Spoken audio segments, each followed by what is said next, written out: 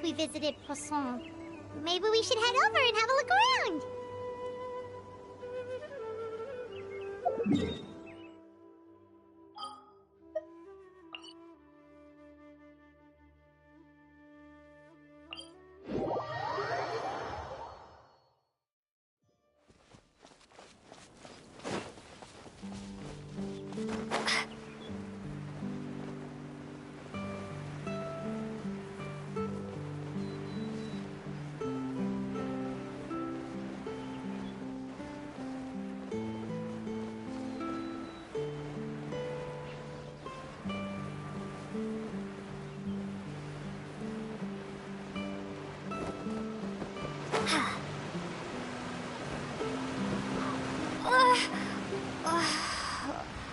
Hey, traveler, Paimon.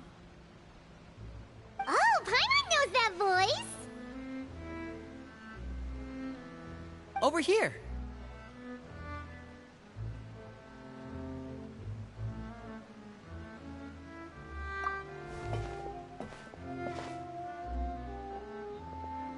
To borrow one of the more popular turns of phrase at the moment, this appears to be quite the fated reunion. Running into you two out of the blue like this has really made my day. I certainly wasn't expecting it. You can say that again. What brings you to Poisson? Wait, Paimon's got it! You must be here for one of your magic shows, right? Actually, we've run into a bit of trouble on the home front, so Father arranged for us to stay in Poisson for the time being. Oh, are Lynette and Fremine here too? Yep, along with most of the other members of the House of the Hearth.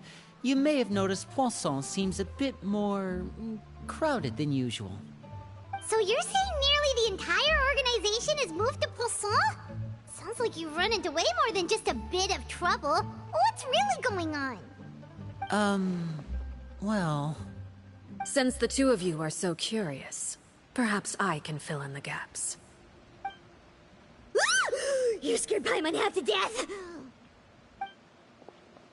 Father, you're here. You know...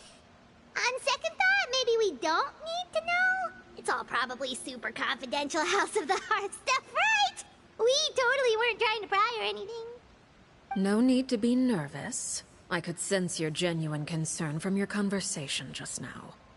Of course, I can also understand your confusion. Sending so many Fatui here to Poisson, it's only natural that some might suspect an ulterior motive to be involved. I understand. I'm well aware you've had your fair share of confrontations with the Fatui in the past, and I can't exactly guarantee that we'll remain on good terms in the future. As for right now, however, I would say we have little reason to be at odds, wouldn't you agree? The House of the Hearth could stand to be more open with those who have worked so closely with us in the past. As for the issue at hand, well, it hardly relates to any ulterior motive. To be frank, it all stems from a certain rumor circulating around the House of the Hearth. It's an internal matter. What sort of rumor? A rumor that a certain phantom child is hiding away in the House of the Hearth. A phantom child? Ooh, just hearing the name is giving Paimon the creeps. A spirit that should have long ceased to exist is lurking in the shadows of the House of the Hearth. So I decided to bring the children to Poisson before continuing to investigate the situation. I expect I should be able to track down the spirit fairly quickly. After that, it's just a matter of resolving the situation, if you will. It shouldn't be much trouble at all. If you're curious, or if you still have some concerns, it might be advisable to stick around for a few days. I'm sure the children would be exceedingly pleased to welcome some visitors. Lenny, I'll leave you to entertain our guests. I have some matters to attend to. Of course, Father.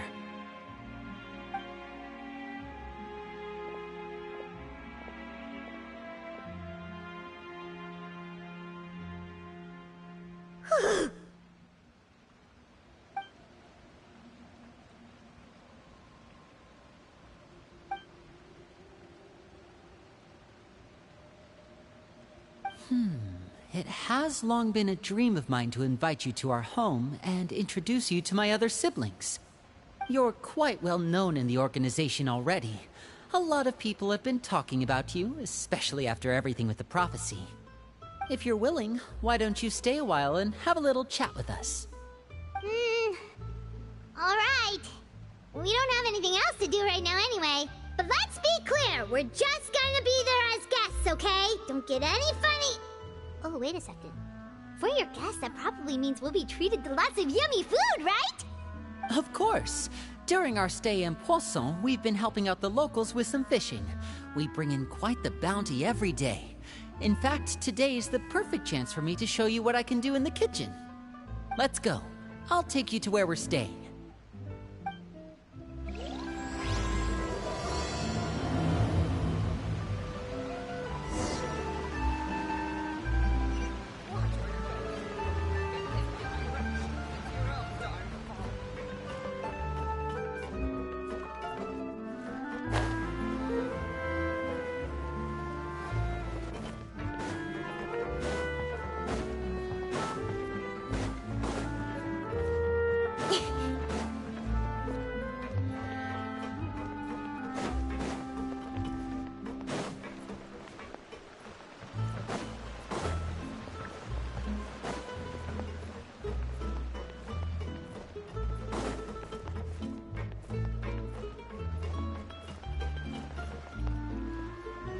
We rented this house from one of the locals to use as a temporary base. I'll come back later and tidy up a bit. After that, it should be all ready for you to stay in tonight. Awesome, thanks! So, where are we off to now? Well, when I happened to run into you two earlier, I was actually in the middle of distributing some supplies. With this many people staying in Poisson, we have to bring in outside supplies every now and then. I should probably make sure the rest of these provisions get delivered. Otherwise, people might start to get antsy. Okay, we'll come with. There are all sorts of rumors about your organization floating around out there. Paimon's not sure if she could even take a wild guess as to what's true and what's not. But now that we finally have the chance to see a day in the life of the house, we can take a good look at how you operate. Well, you're more than welcome to come along. Just follow me.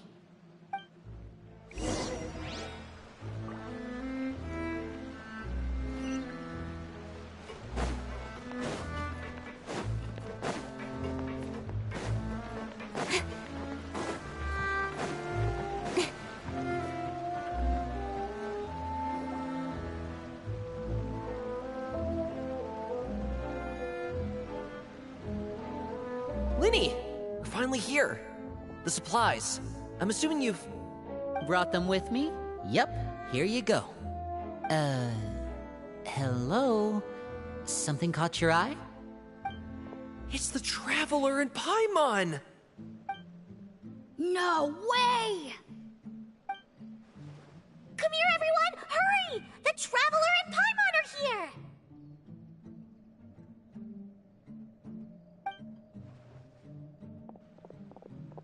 One at a time, please. Don't crowd around them all at once. We don't want to scare off our guests now, do we? Oh, it's all right! Gotta say, Paimon didn't realize we were this famous. Of course! Father and Linny have told us so much about you. Father told us about how you helped Linny. According to her, you're a trustworthy friend. And as far as she's concerned, that's pretty much the highest compliment we've ever heard her give. As you can imagine, everyone's been very curious about you. I heard the Traveler is so strong that she can move a mountain with her bare hands. I heard Paimon eats so much that she can clean out the entire pantry at Hotel de Boer in just 3 days! Wait a second! That's the rumor you heard about Paimon? Oh, not cool at all!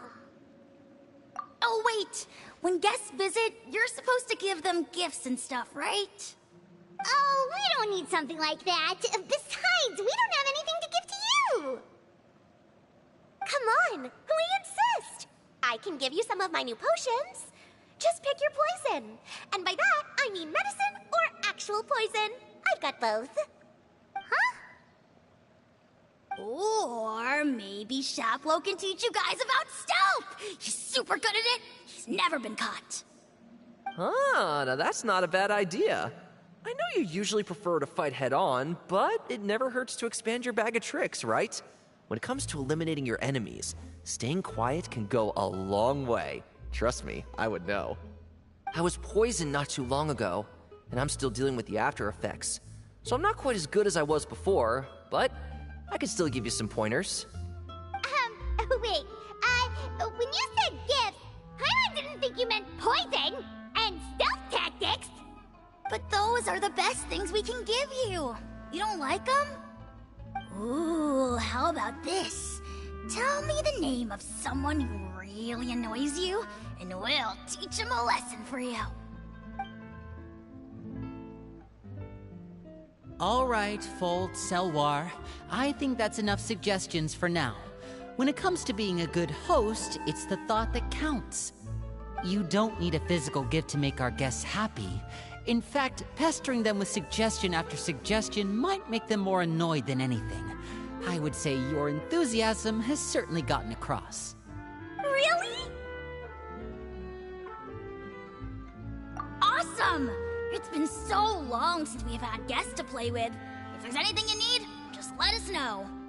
Yeah, especially if it's poison or something. I've got all sorts of potions for that. Well, we'll talk to you all later. We've still got supplies to distribute. All right, see you later.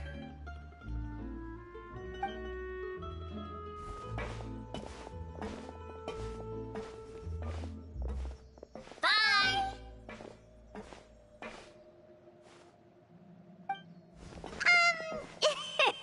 Lenny, about all that poison and stealth tactics talk just now. Scared you, did it? That kind of talk comes with being part of the House of the Hearth. When Foltz was really young, he strangled all of his family pets, just out of curiosity.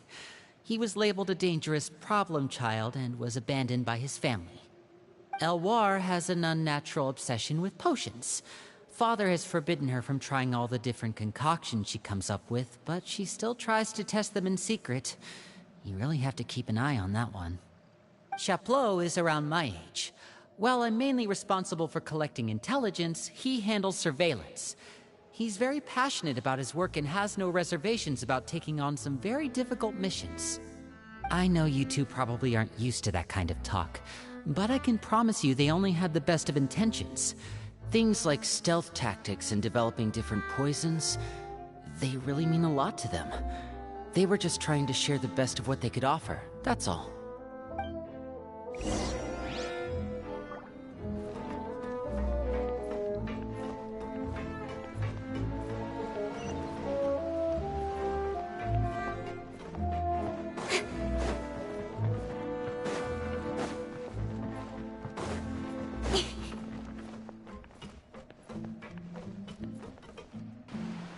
Filial, supplies are here.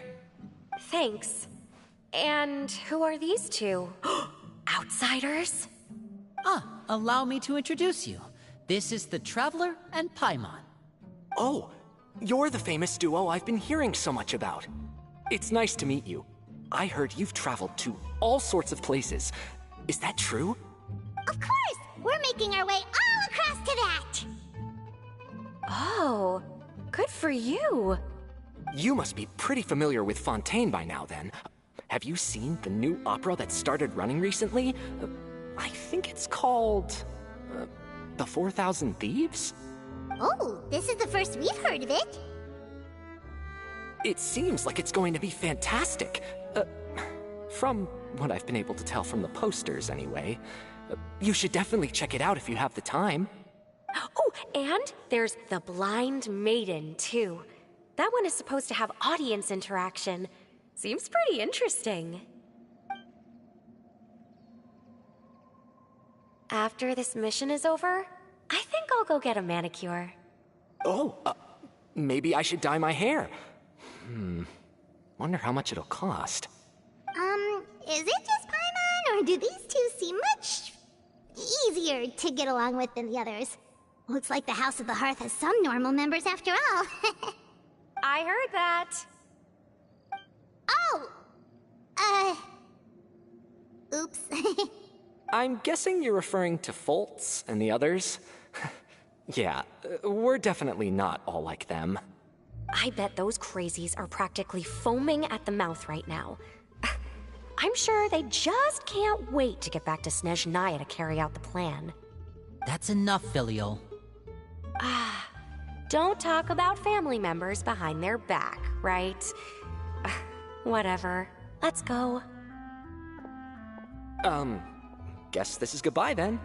If you ever have some time, we should go see the opera together.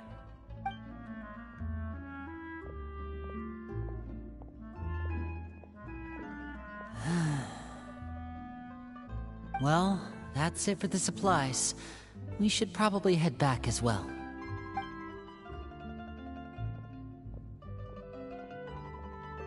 Well, they didn't seem too happy with each other.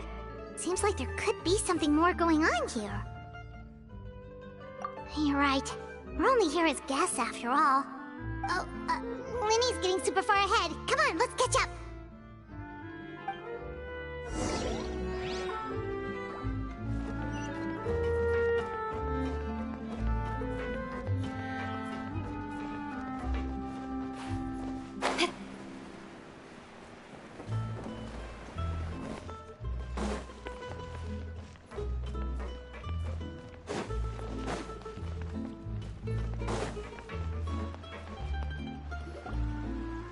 So, what do you think of the members you've met so far?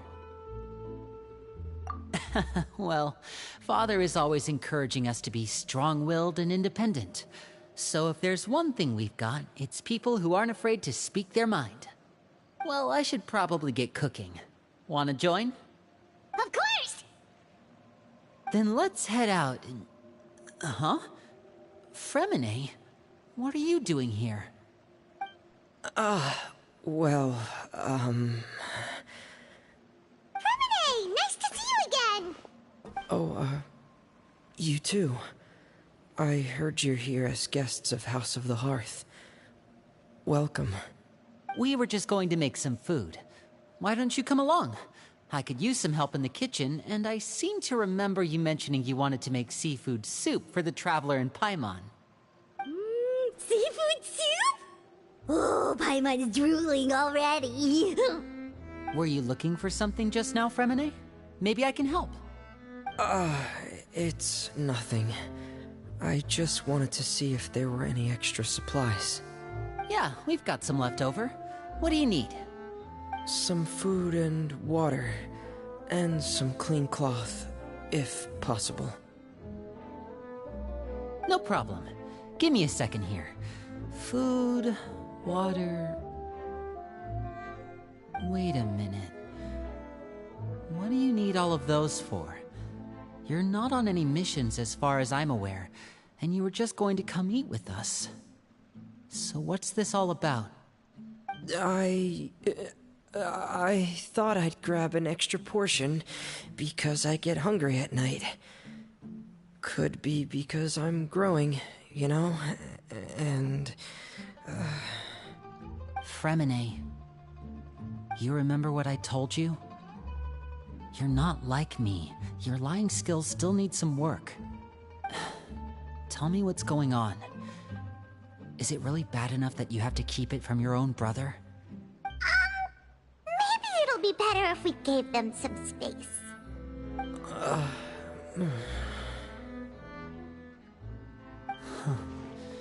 This is the first time I've seen that kind of look on your face. Whatever happened, does it have something to do with Father? Yes. Just follow me.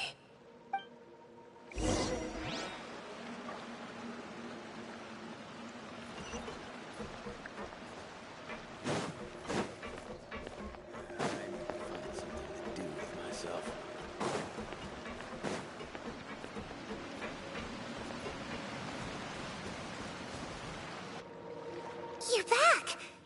Oh, and you've brought some friends with you this time. Hello, my name's Linny. I grew up in the House of the Hearth. And you are? Hi, Linny. I'm also a child of the House of the Hearth. Just like you. You can call me Clairvy. Clairvy? It's nice to meet you. Does that name ring any bells, Lenny? No, not at all. That's not a name we have on our roster, I'm sure of it. What I'm not sure of, though, is how she managed to sneak in. She must be the phantom child Father's been searching for. From the looks of it, I'm guessing you were the one that found her, Fremine. You, haven't told Father, have you? No, I haven't told anyone. I've just been keeping her hidden. For how long? About half a month now. So ever since we got to Poisson, then, do you have any idea what you're doing? I know what I'm doing. Really? 'Cause from where I'm standing, it looks like you're hiding the very person Father has been trying to find. If Father finds out about this, everyone involved is going to be punished. You know the rules of the house, Fremine. I know you do. Father doesn't tolerate any form of betrayal. So why are you doing this? I've thought it through. And I just can't hand her over like that. Linny, don't you remember last year? Sheplo nearly died after getting poisoned during that one mission. He wasn't able to get back before the poison started taking effect, and not a single person was there to help him. That night, while I was sleeping, I heard a voice telling me to go save him. I opened my eyes, but I couldn't find the source of the voice. I thought maybe I was just hearing things, but I went to look for him anyway. Luckily, I got there with enough time to save his life. That feeling of being haunted, of hearing voices, it's happened many times in the House of the Hearth. I'm sure you've noticed. So what you're saying is, that was her? She was the one who spoke to you that night? Unless there are other spirits roaming around the House of the Hearth, I don't think there's any other possibility. If Clairvy were our enemy, it wouldn't matter whether she was a spirit or an actual child. I would have acted without a second thought, because that's what Father ordered us to do. But she's been living with us, helping us from the shadows all this time. I think that makes her family. I couldn't just hand her over to be dealt with. Not when there's so much we still don't know. So what's your plan then? You can't keep her here forever. Someone is bound to find out eventually. I haven't thought that far yet. I don't want to disobey an order from Father, but I also don't want to put Clairvy in danger. Come with me. There are a couple things I'd like to say to you in private.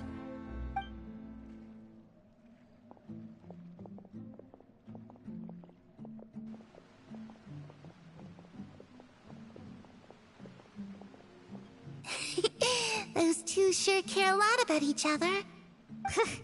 Well, they got a funny way of showing it. From where Paimon was floating, it sure seemed like they were about to bite each other's heads off. No way! They have a really deep bond. I could tell right away, because I also have a friend like that. I just don't know how long that kind of bond can last. The darkness in the house runs deeper than you can imagine. No one can get out alive. I'm sorry, Linny. I really didn't mean to drag anyone else into this. Oh really? You didn't mean to? 'Cause I for one wish you did. Huh? What do you mean? You know, when we were younger, you didn't call me Linny. You called me brother, just like Lynette. We grew up together, the three of us. We were all orphans, all rescued by Father. Of all the siblings in the House of the Hearth, I think our bond was the closest. Later on, when you started calling me Linny, I wasn't actually surprised. After all, Lynette and I are related by blood. We've had to depend on each other to survive long before we joined the house. Linny, The darkest and most difficult moments of my life happened before you and I had ever met. I'm sure that's true for you as well. Even so, Fremine, We've stood by each other for all these years now, and to me, that means more than blood. You and Lynette are the most important people in my life. No one can replace you. So I won't let you face anything alone. Not if I can help it. Oh, looks like things are getting kinda heated between Lenny and Fremine. Maybe we should go check on them. Oh, it's raining. I should put my clothes away.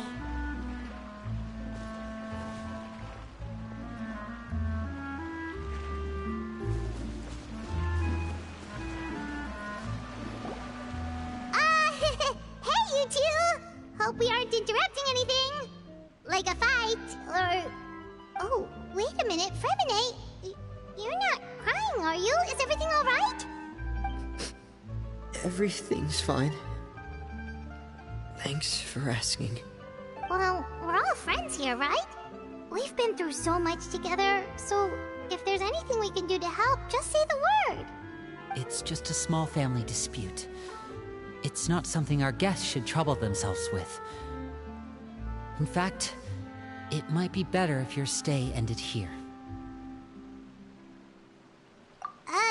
What are you getting at, Traveler? When guests are around, families are often on their best behavior. And any disputes are less likely to escalate.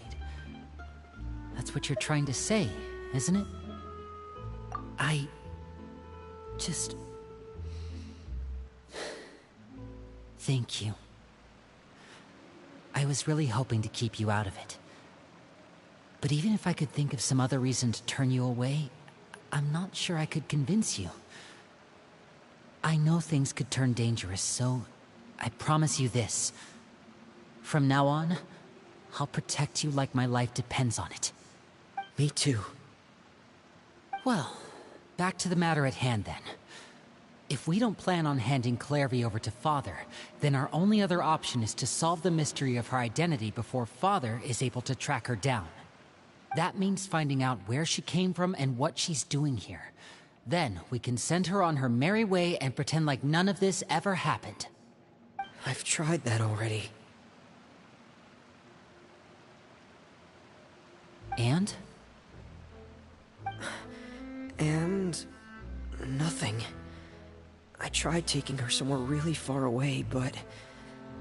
after some time, she just reappeared. She even came with us all the way to Poisson. It seems like wherever the house is, she follows. I don't know much about spirits. Do you two have any ideas? Let's see here.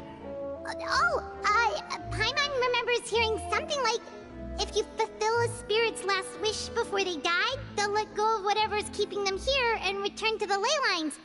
Oh, it's just that Paimon doesn't really remember where she heard that, so it's not guaranteed to work or anything. Well, sounds like it's worth a shot. Guess that means we should go ask her about her wish. But first, Fremine, I need you to promise me something. What is it? I need you to promise me that this will stay between the two of us. We're the masterminds behind this whole thing.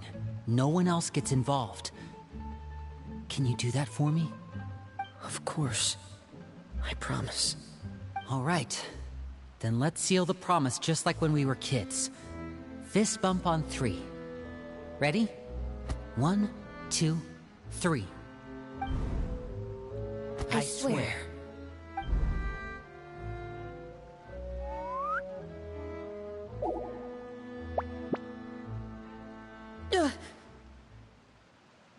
Whoa! Lynette! But what a surprise! What brings you here, dear sister? And, when exactly did you get here?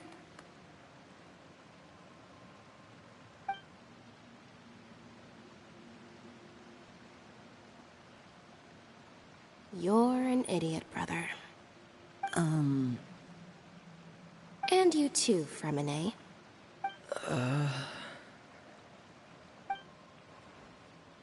You 3, Traveler.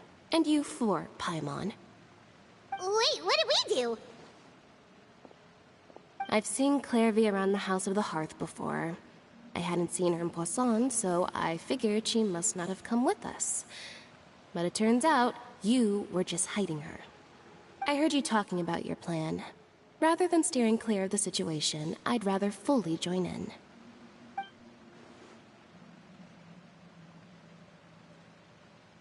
If you don't agree, I'll have no choice but to report everything back to Father. Simple as that. You're not giving us much wiggle room here, Lynette. Well, I guess we're all in this together then. After we talk to Clairvy, we'll figure out our next move. There's no time to lose. Let's go.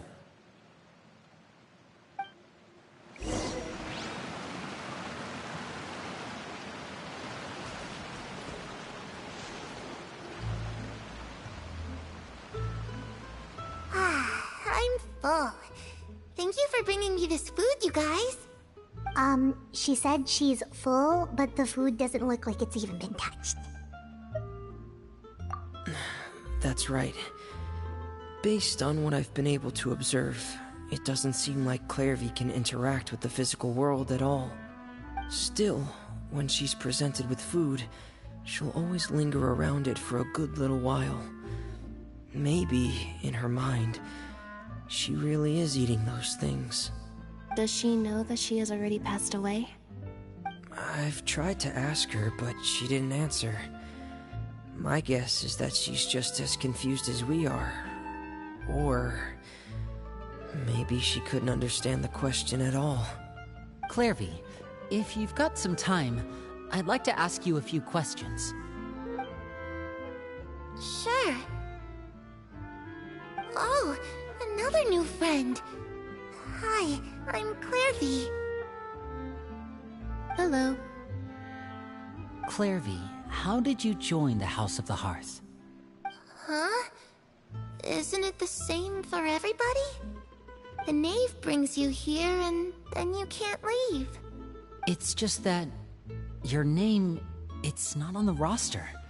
And I've never seen you before. The roster? Oh, I get it now. I think there might be some things you don't know about this place. The people in charge, they're not as nice as they look. They say they keep a roster, but it's not complete. There are a lot of people who aren't on it, and never will be. In this house, some people are family, and other people are just test subjects. Those kinds of people aren't ever going to get a place on the roster, unless it's the roster of people who've been executed.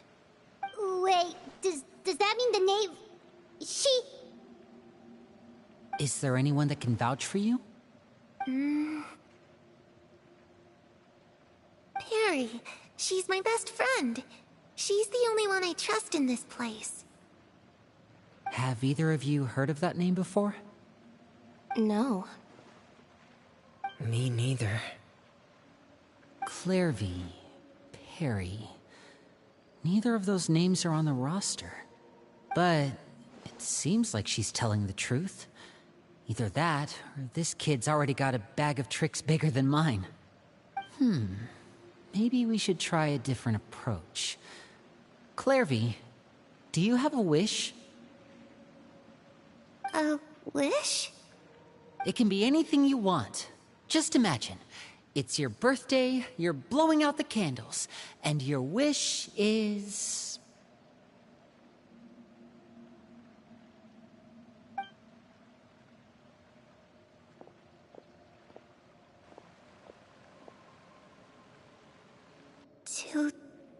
To go outside, where the sun can find me.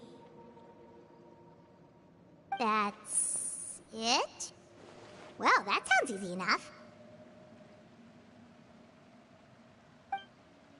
The darkness in the house runs deeper than you can imagine.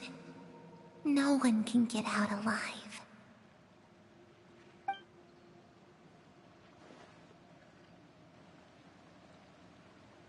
Okay, time to divide and conquer.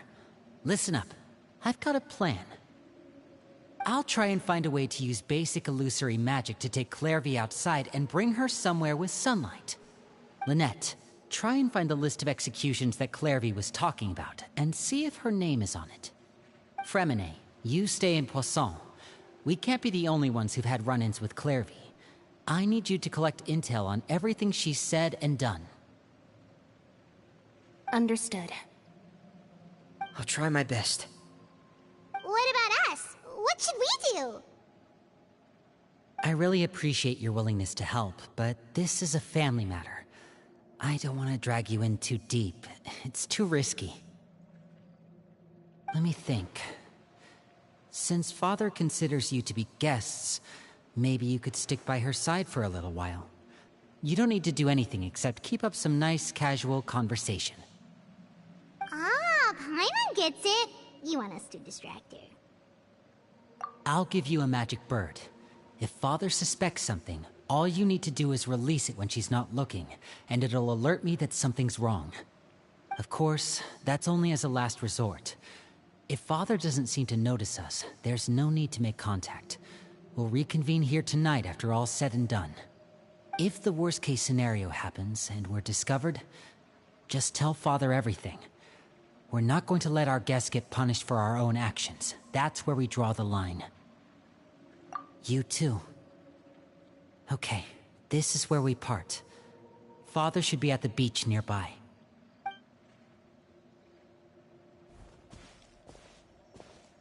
I really hope this goes well. No, it has to go well. That's the only way this can get resolved.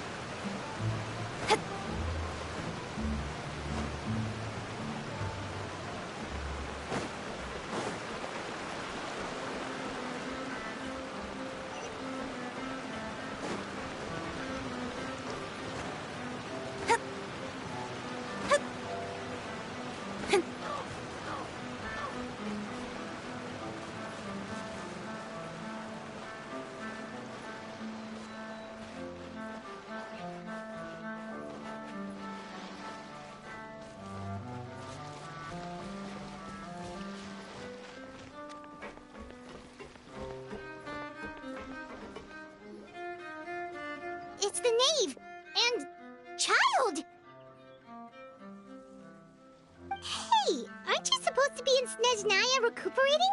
What are you still doing in Fontaine? Oh, it's you two. I didn't expect to run into you here. I was unconscious for quite a while after the fight in the Primordial Sea. After I woke up, I realized I was being taken back to Snezhnaya, and well, I couldn't have that now, could I? Not when I've still got unfinished business here in Fontaine. So, I mustered up all my strength and made the journey back on my own. What sort of unfinished business are we talking here? It has to do with Skirk, my master. I really wanted to meet up with her, but by the time I got back, she had already left. I still have so many questions for her. Without any other leads, all I could do was ask the Knave to help me track her down. She must have left behind some traces from her time in Fontaine. Oh, okay, so have you found any clues? Unfortunately, no. While the House of the Hearth is adept at collecting all manner of intelligence, certain existences can still manage to escape our purview. Basically, unless Master feels there's a need to meet with me, she's not going to be found. But that problem has an easy fix. I just need to become stronger, and then... Paimon thinks you should focus on getting better first. The worst of it is over. It's all thanks to that one kid from the House of the Hearth. Elwar, I think her name was. She gave me a bunch of random potions to drink. They didn't go down easy, let me tell you. Pain and chills all over. But they really did help speed up my recovery. And that's good, because it looks like I really do have to head back this time. The old man's been putting the pressure on me. He sent someone to tell me I'm needed for some sort of project. Project Stuja? Yeah, that's the one. I heard Regrator's involved too. I'm not looking forward to having to listen to all his monologuing, that's for sure. Hey, maybe you could think of a way for me to stay in Fontaine for a little longer. Helping Linny and the others brush up on their fighting skills would be far more interesting. If you and I could spar, that would be even better. I've been waiting for a chance to see you go all out. And what a sweet little daydream that is. But I also have a role to play in all this. I'll be leaving Fontaine shortly as well. Besides, considering how little they see fit to step outside the homeland, being called on to return to Snezhnaya by such illustrious dignitaries, what a great honor. Wouldn't you agree? One I could do without, I'd say. Is it just Paimon? Or does it kind of seem like they're... So, dear guests of the House of the Hearth, to what do I owe the visit? Well, we just... right! We're super close to Linny and the others, but we still don't know much about you! Is that so? Introductions have already been made, have they not? Oh, well, you see? There's only so much you can learn about someone from a short introduction. At least tell us something a little extra, like... why do you call yourself father? Huh, good question. I'd also like to know. The fact that you have to ask tells me our intelligence work has been quite successful. Telling you the answer to that question would only serve to undermine that success. And we can't have that, now can we? Spoken like a true diplomat. That was some expert sidestepping right there. Well, if there's nothing else, I think I'll take my leave. I still have a small matter to resolve at home. Wait, don't go!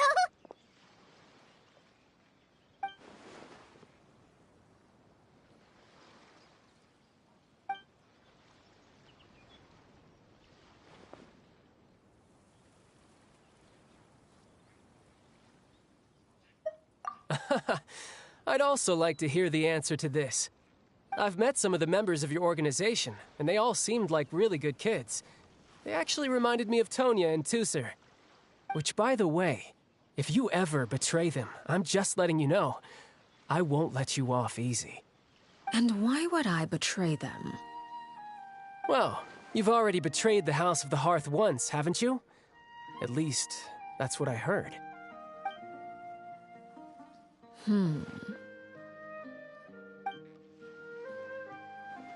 Okay, I admit. That's just what the old man told me. The rooster, I mean.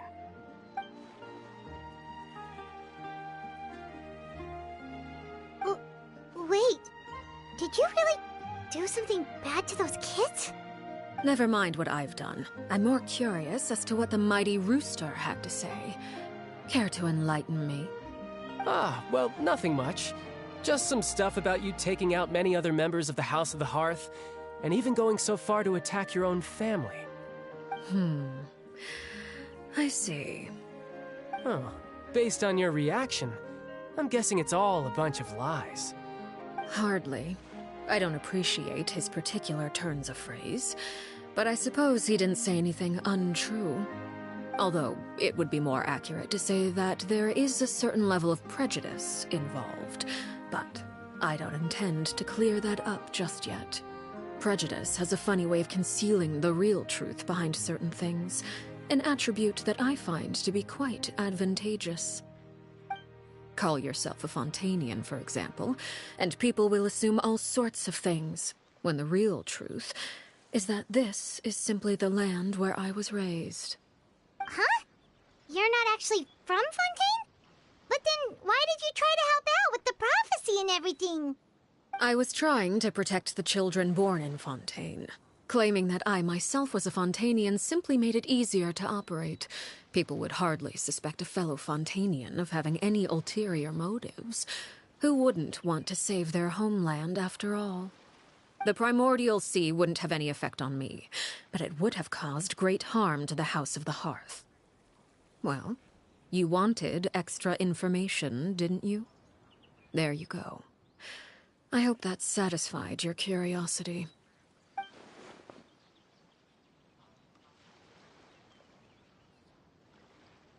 So, you stayed in Fontaine for the kids. I guess I was wrong to believe you'd betray them. Apologies. Looks like I was holding on to some prejudices myself. Good. Like I said, I like it when others have misconceptions of me. Actually, while I was recuperating at the House of the Hearth, there was something else that really caught my attention. I heard that members always resolve disputes and arguments with a friendly spar, and the loser has to back down. Seems pretty cool if you ask me. Would also give them plenty of opportunities to hone their skills. Well, that's only a recent development. In the past, such spars weren't nearly so friendly. The losing party would lose everything, including their life. They were that high stakes? Whew, at least that's not a thing anymore. Well, the current atmosphere's not half bad. I'm a bit jealous, actually. You've got so many family members around you, and you even get to live with them. Having a lot of family around means dealing with a considerable amount of bickering and scheming. Once Tonya and Tusser enter their rebellious phase, I'm sure you'll understand. Just imagine. Tusser becomes obsessed with plucking out strands from the rooster's mustache, or Tonya decides to dye her hair 42 different colors. Okay. I get the picture.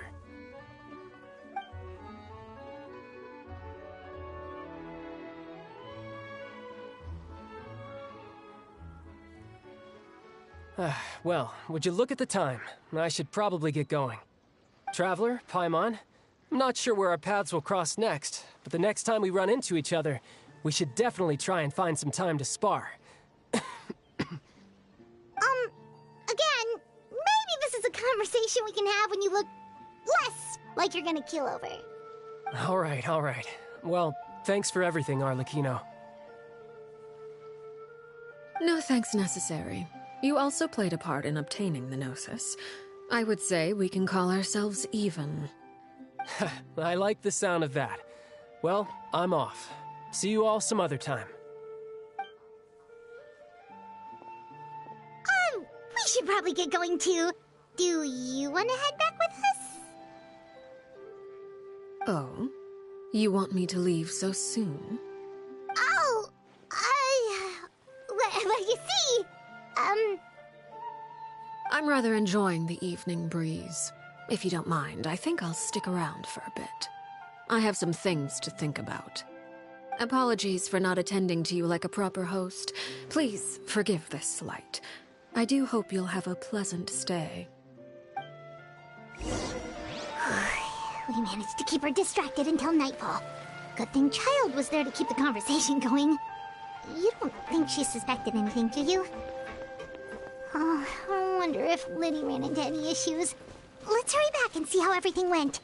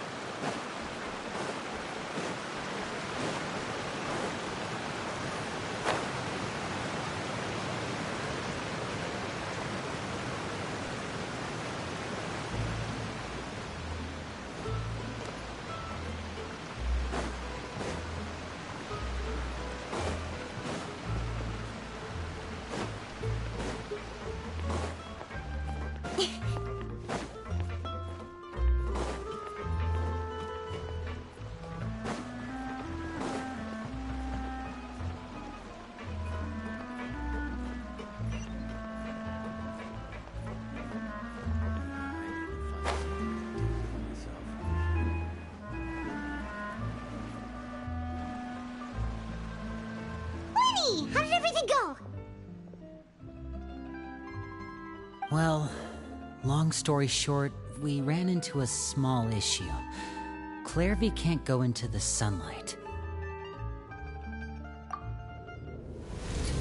Everything was fine at first. She followed me up to the surface just like I told her.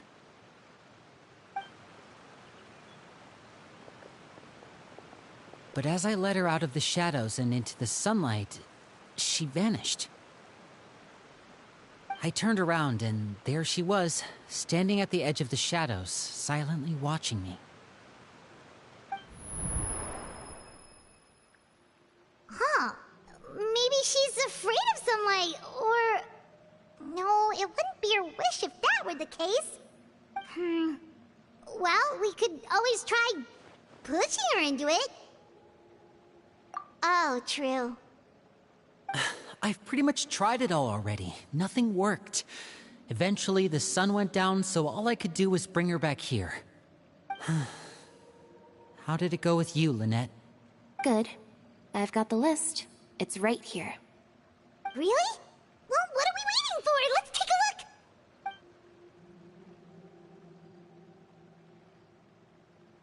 Oh, that's a lot of pages. Oh, it's gonna take forever to get through it all. We can each take a section. Here. La Pouillade, L'Endroit, Chambert, Horaire.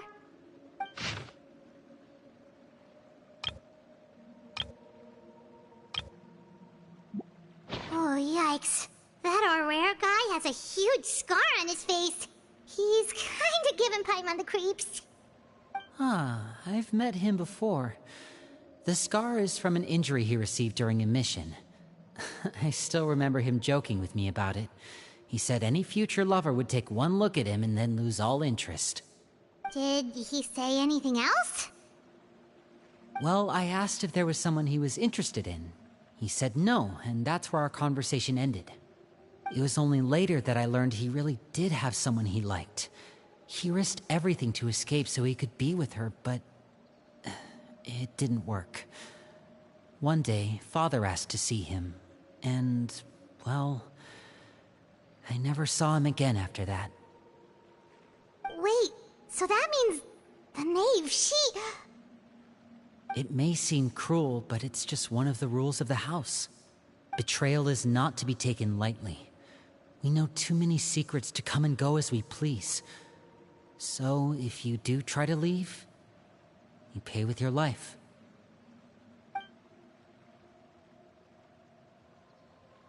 Her name's not here, huh? Well, that's not too surprising. It doesn't seem like this list is complete. It only contains records dating back around 5 years. Let's shift our attention then. Fremine, were you able to find anything out? Fremine. Sorry. I was thinking about something. I managed to talk to quite a few people, but I couldn't help but notice that the atmosphere in the house was a little... strange.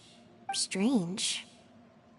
Yeah, I mean, I know there have been arguments in the past, times when people haven't gotten along. Chaplot and Filial are a good example of that. Oh, those are two of the people that we met while delivering supplies. Paimon can see how they might not get along. They had very different vibes, and their, interests seem to be pretty different as well. That's to be expected, actually. Father brought us all here, shared her knowledge with us, taught us how to fight. That's one thing we all share. But that's also where the similarities end.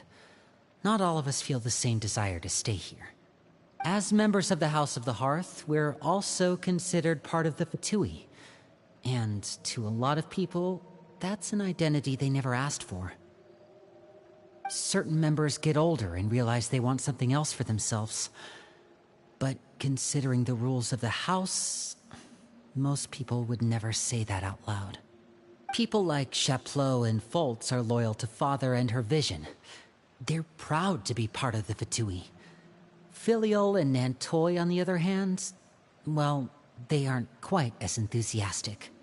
These kinds of conflicts have always been there.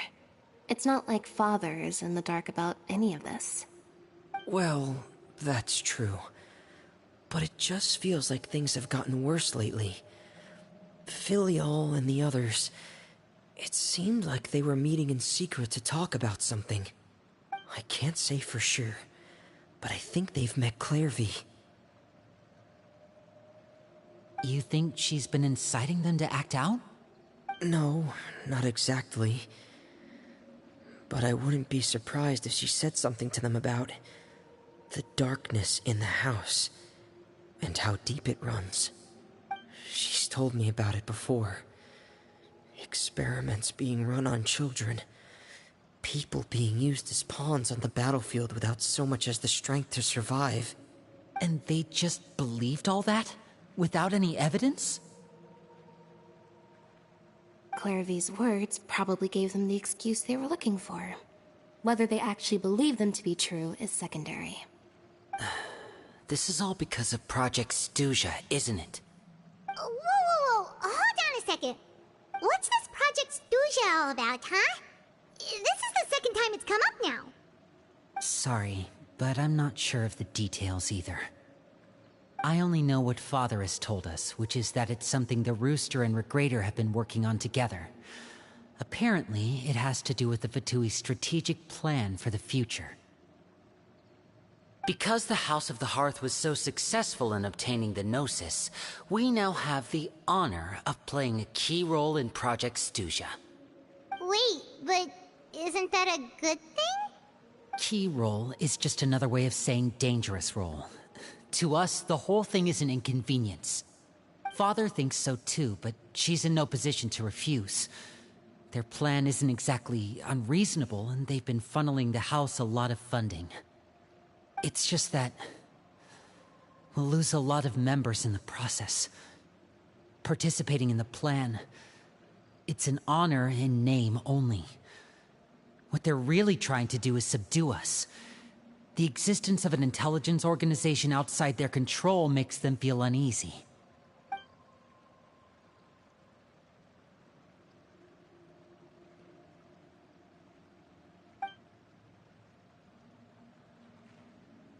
Okay, super complicated top secret Fatui business aside, what does all of this have to do with the conflicts you were talking about earlier? Paimon doesn't get the connection. External pressure has a way of exacerbating internal strife. You can't overlook the power of fear either. People are afraid of dying, and that fear is often the impetus for a lot of stupid decisions. I thought resolving the Clairvy situation would make everything go back to normal, but it looks like things are more complicated than I thought.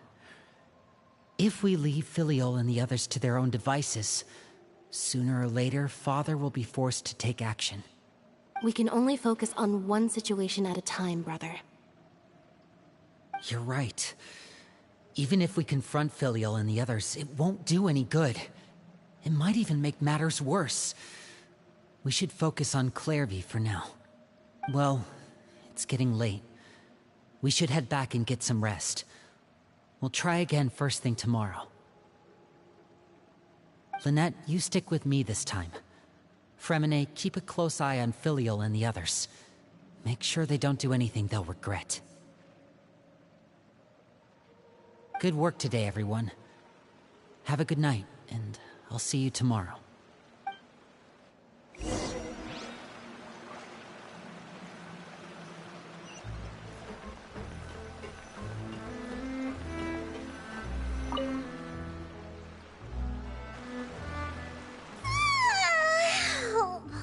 Looking forward to an early night, but she can't sleep at all.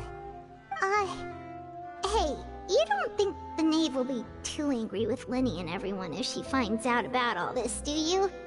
She's even scary when she smiles. If she were to actually get angry... Ooh, you have to protect Paimon if that happens, okay, Traveler? Oh, well, in that case, we should just plan on running away. We'll grab Linny and the others and we can make a break for it as fast as we can. Look! Look over there! Quick, let's catch up with her before anyone sees.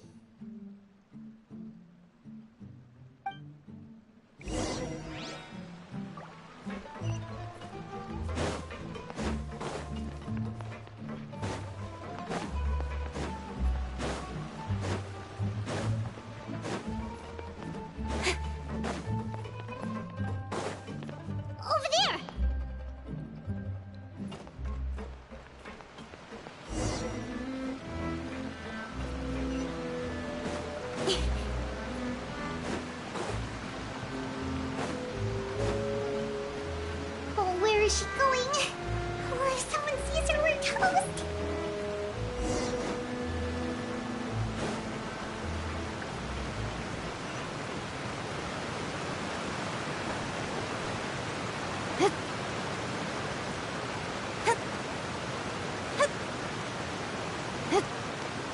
Oh, look! She stopped!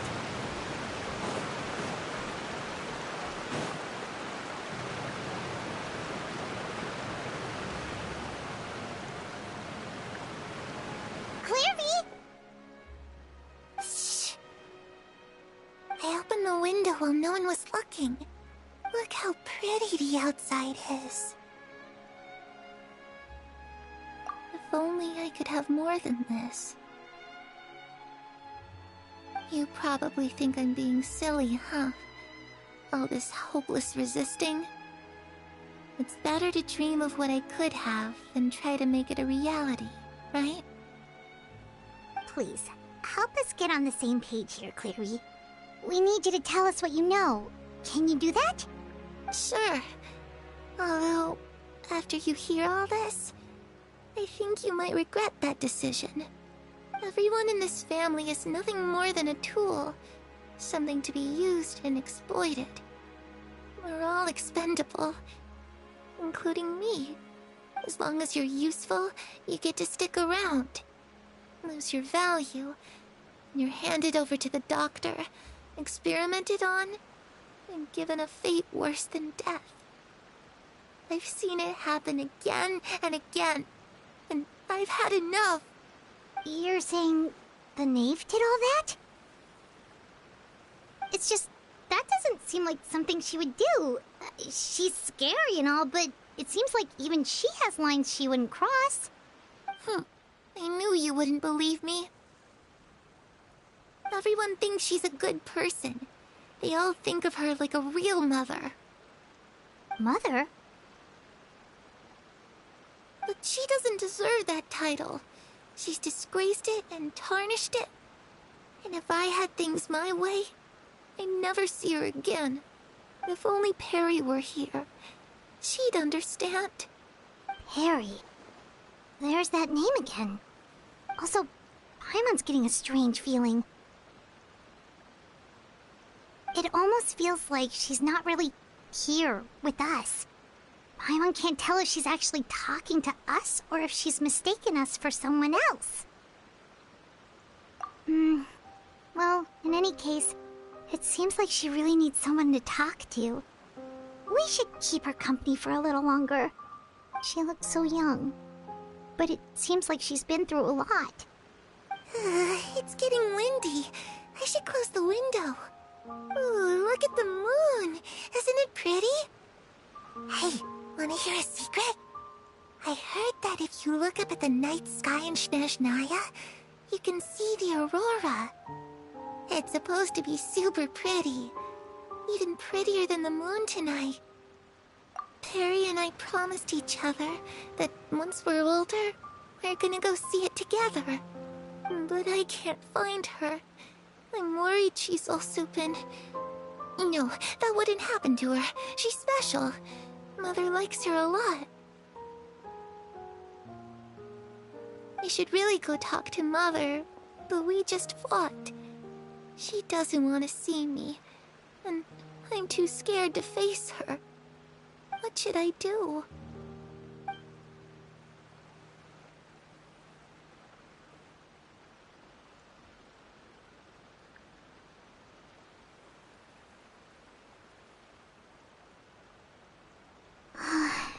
Paimon really doesn't understand what's going on with her. Well, let's head back. We've got an early morning tomorrow.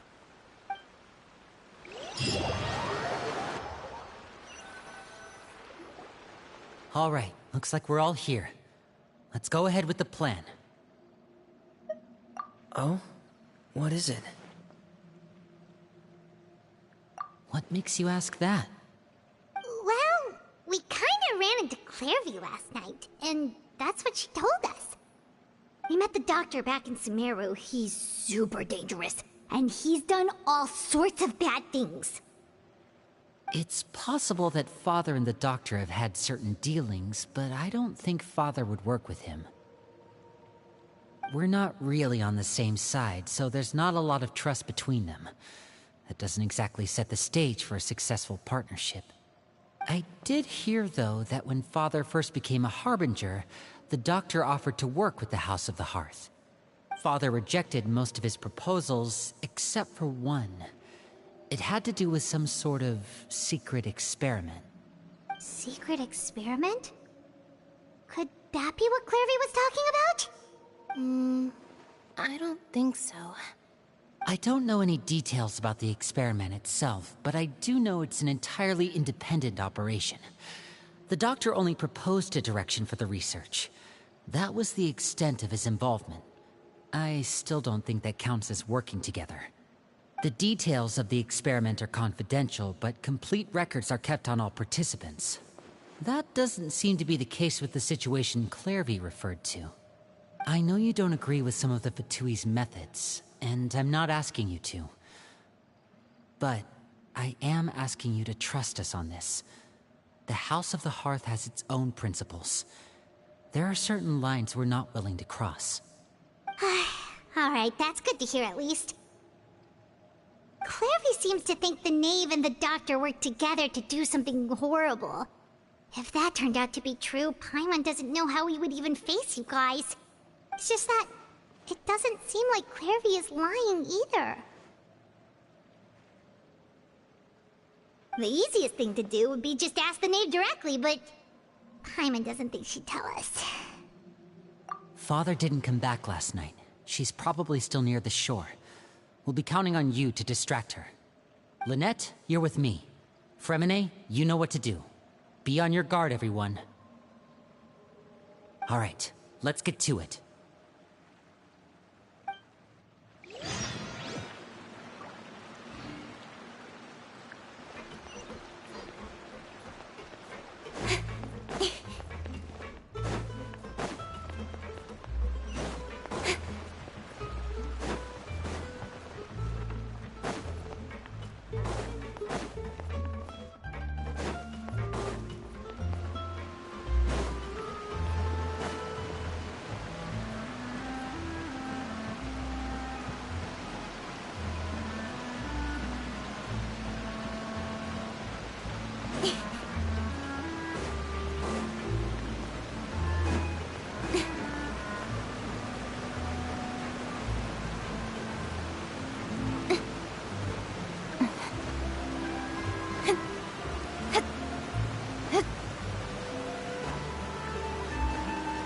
Laid it down for.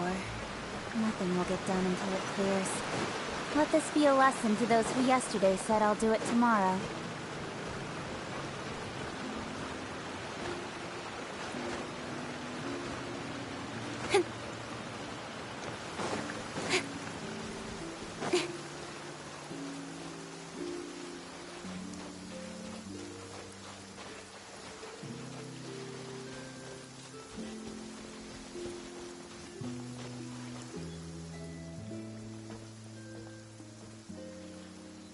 Ah, it's you two again.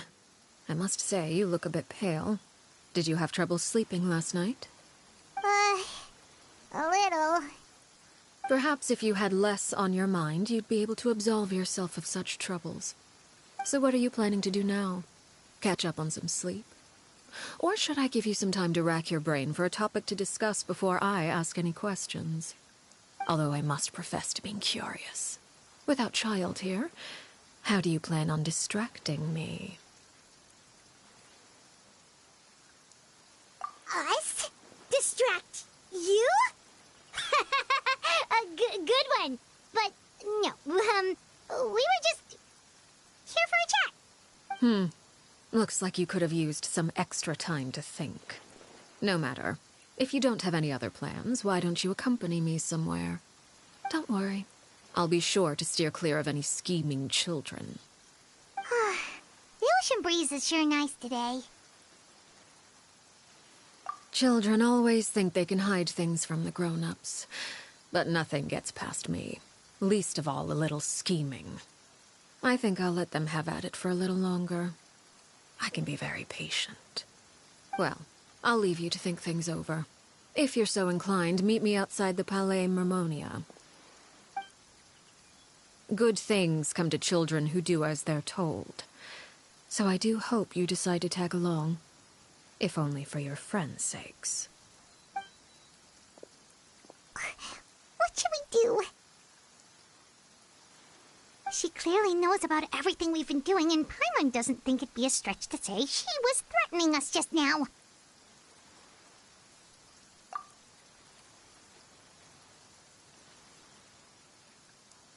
Oh, good idea. Hopefully he sees it in time. Well, we should probably head to the Palais Mermonia. Paimon doesn't want to find out what happens if we don't show up. Based on what the Knave was saying just now, it sure didn't seem like it'd be anything good. Okay, then we probably shouldn't keep her waiting. It seems like Linny and the others are on thin ice, so let's do our best to not get them in any more trouble.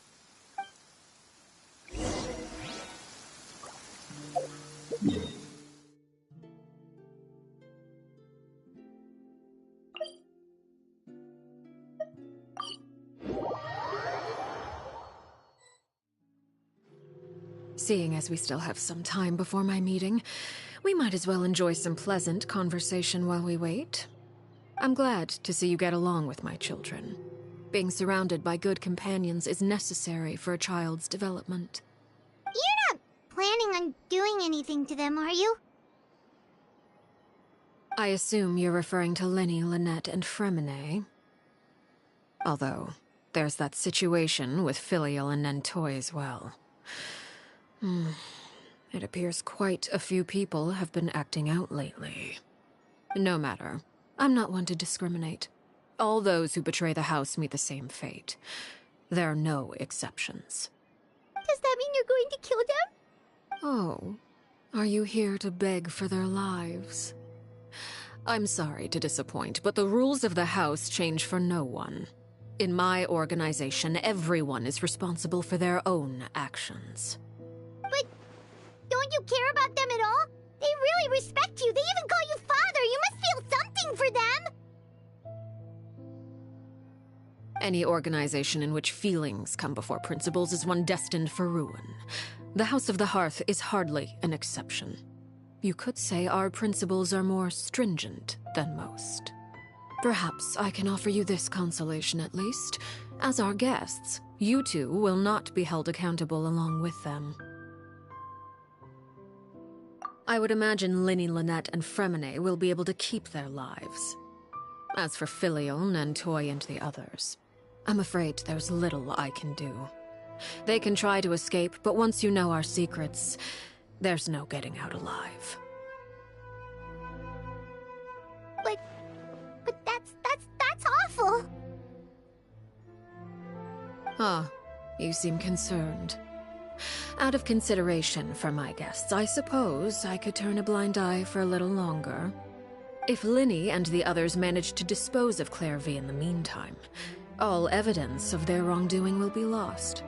In that case, I could hardly punish them for something I couldn't prove. If their efforts are unsuccessful, on the other hand, all will be held accountable, and the punishment will be severe. Of course. Oh, and here, I believe this belongs to you. Do try and keep better track of it next time. It takes a considerable amount of time to train a bird like this. It would be such a pity if you were to lose it. Permanently. Wait, where did you get that? Well, I'm afraid that's all the time we have to chat. Now, for the matter at hand. I asked you to meet me here because I have business at the Palais Mermonia. It has nothing to do with you, but I think it would be prudent for you to stick by my side for the time being. There will always be time later to run off and tell Linny what you've learned. Well, time to go. Looks like we wrapped things up just in time.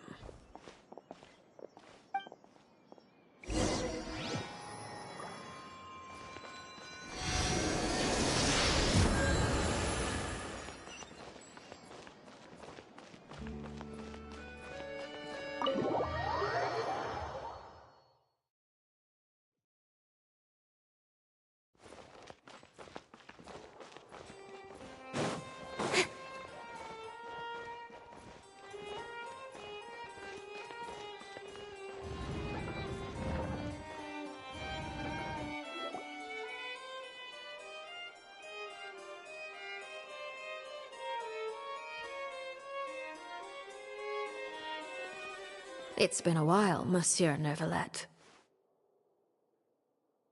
I must say, I wasn't expecting my meeting request to be approved quite so quickly. The Palais Mermonia operates with an efficiency worthy of admiration.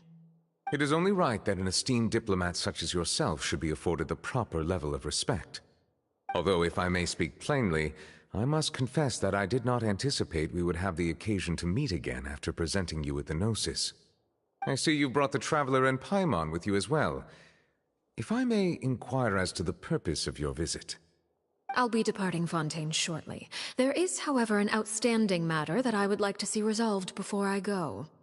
It requires a rather lengthy explanation, I'm afraid. So I took the liberty of explaining everything in this proposal. Please review it at your leisure, Monsieur Neuvillette.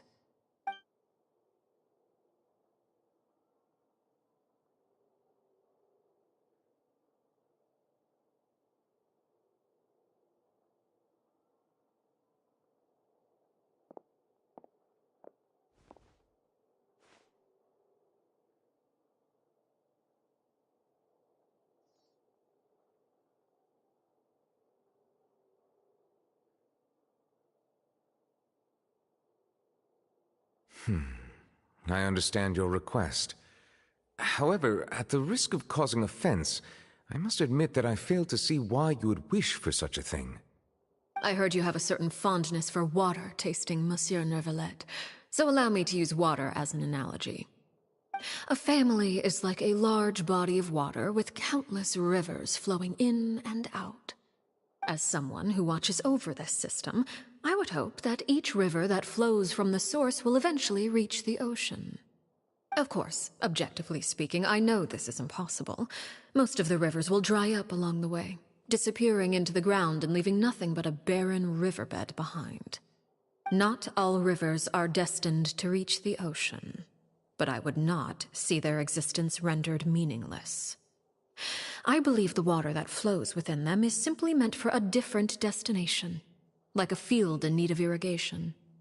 Or perhaps the glass of a certain water-tasting enthusiast. Did you get any of that, Traveler? Your words paint an optimistic picture indeed. Allow me to remind you, however, few among us are willing to sip from a glass filled with tainted water. It may have been tainted at one point in time, but not to worry. I'll make sure it's strained of all impurities and returned to its cleanest form.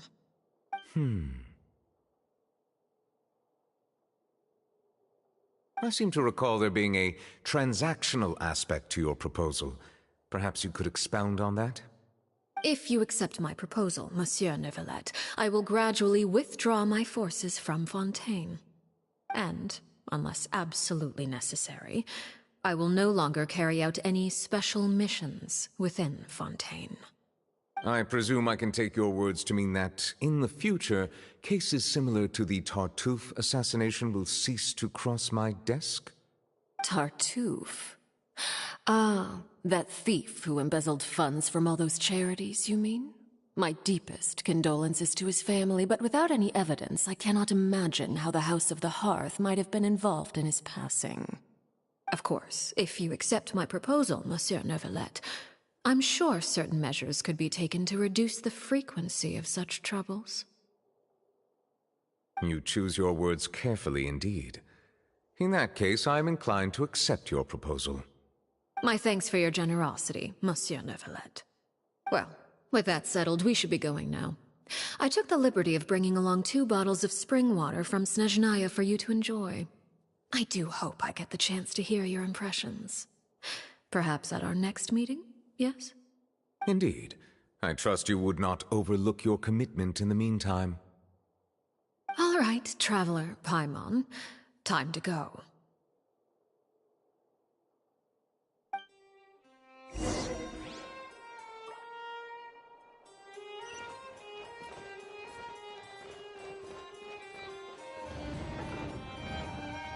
Work is work. Say wherever you go. Standard procedure.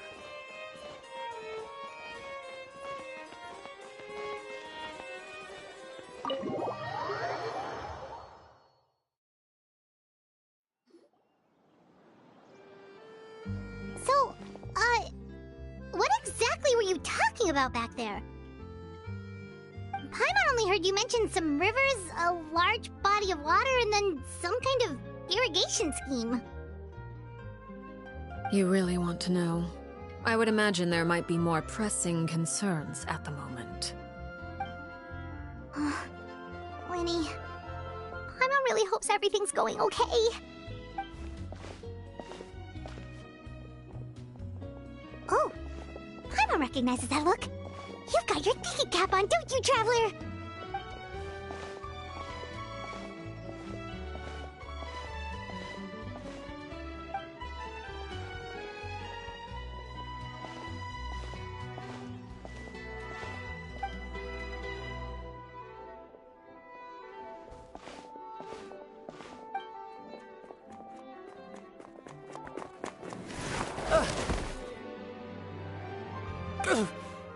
Oh, shoot.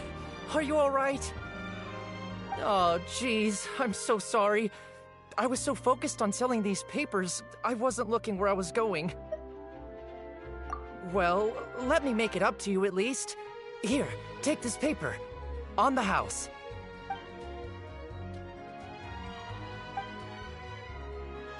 Oh, you don't have to give us anything. Please, I want to. It's not like I'm short on supply. All the extras will be useless come tomorrow anyway. It's my fault, really. I was just trying to bring home some extra mora for the family, but I bit off more than I can chew.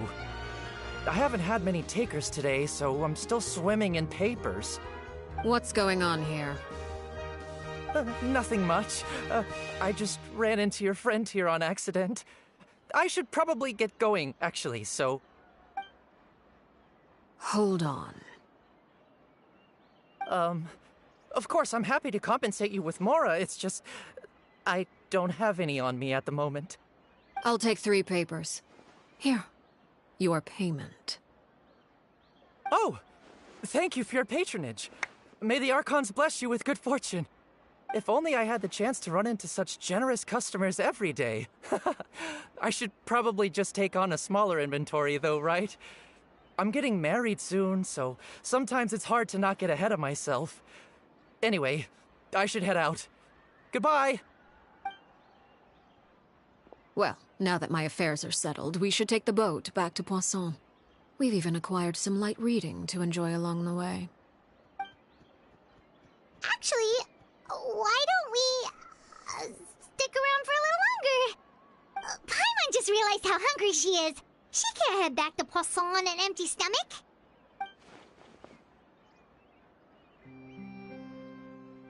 It appears you two are under the impression that delaying our return will somehow alter the situation in your favor. I'm sorry to ruin your fantasy, but your efforts are meaningless. That being said, I could be persuaded to give Linny some extra time. I just have one condition. If you agree to my request, I'll even answer some of your questions. You're quite curious about Claire V, are you not? And my relationship to her. Wait, why are you being so generous all of a sudden? You're not gonna ask us to do something bad, are you? You overestimate yourself. You don't have the talent for bad things. Then what can you possibly...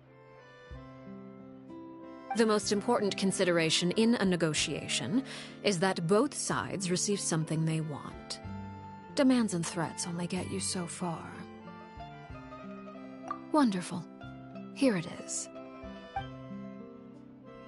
When the time comes, make the choice that you deem most appropriate in the situation, and lend your help to the House of the Hearth. Okay, sounds normal enough. But what do you mean, when the time comes? When is that supposed to be? That is for you to decide. Then we have a deal. Follow me.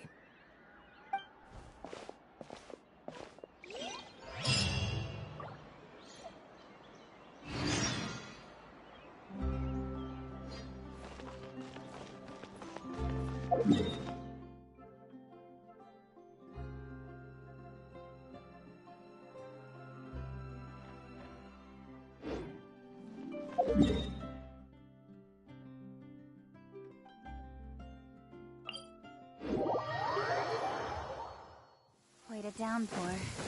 Nothing will get done until it clears. Let this be a lesson to those who yesterday said I'll do it tomorrow.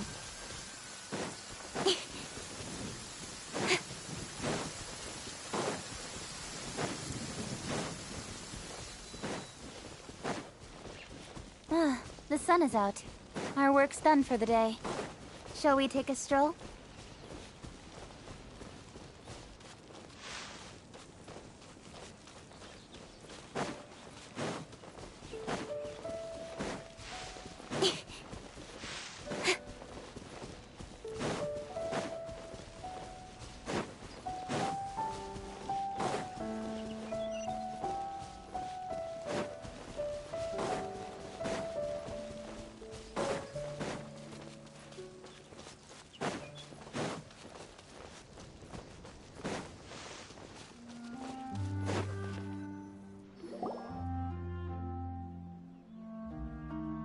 What is this place?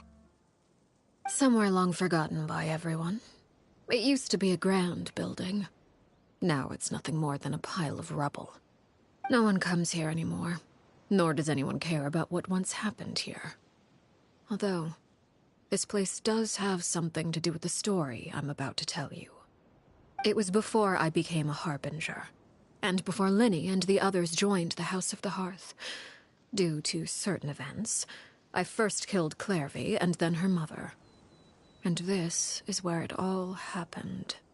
You were the one that killed Clairvy? Patience now. Allow me to explain Clairvy's side of the story first. I'll start from the beginning. Clairvy was 6 years old when she was brought by her mother, Crucibina, to live in the House of the Hearth. From the outside, it seemed like a fairy tale. A thriving family made up of kind adults and friendly children.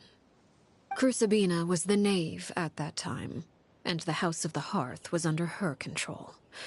She was Clairvy's mother by blood, but she was also the mother to all the children in the house.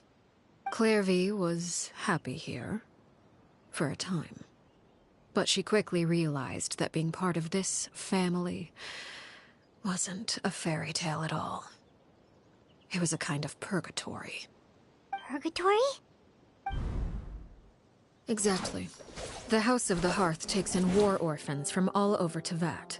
But as for how to raise them, that depends entirely on the person in charge. Crucibina came up with a novel idea. She would teach the children to fight, force them to duel each other, and then crown as the king of the house the child who proved themselves most worthy of inheriting her title. It's difficult to estimate the number of children who died or were maimed in the process. There's little I can say about the ones who died. The ones that emerged with permanent injuries, on the other hand, well, they still served a purpose. They would be handed over to the doctor to be experimented on, or sent away on dangerous missions. Nothing more than tools to be used and then discarded. So those were the experiments Clairvy was talking about. But what actually happened to her? You said that Clairvy was Crucibina's daughter, so if Clairvy tried to convince her to stop what she was doing, Crucibina probably would have listened, right? Despite being Clairvy's mother, Crucibina cared little for her daughter. She forced Clairvy to join the House of the Hearth only as a means to demonstrate her own impartiality as a mother, to prove that she treated all her children equally. Clairvy did try to convince her mother to change her ways, but it was to no avail. After her efforts failed, the only other option was to rise up and try to fight back. Unfortunately, the other children had already been thoroughly indoctrinated into the illusion of happiness Crucibina had created. Of course, there was one exception.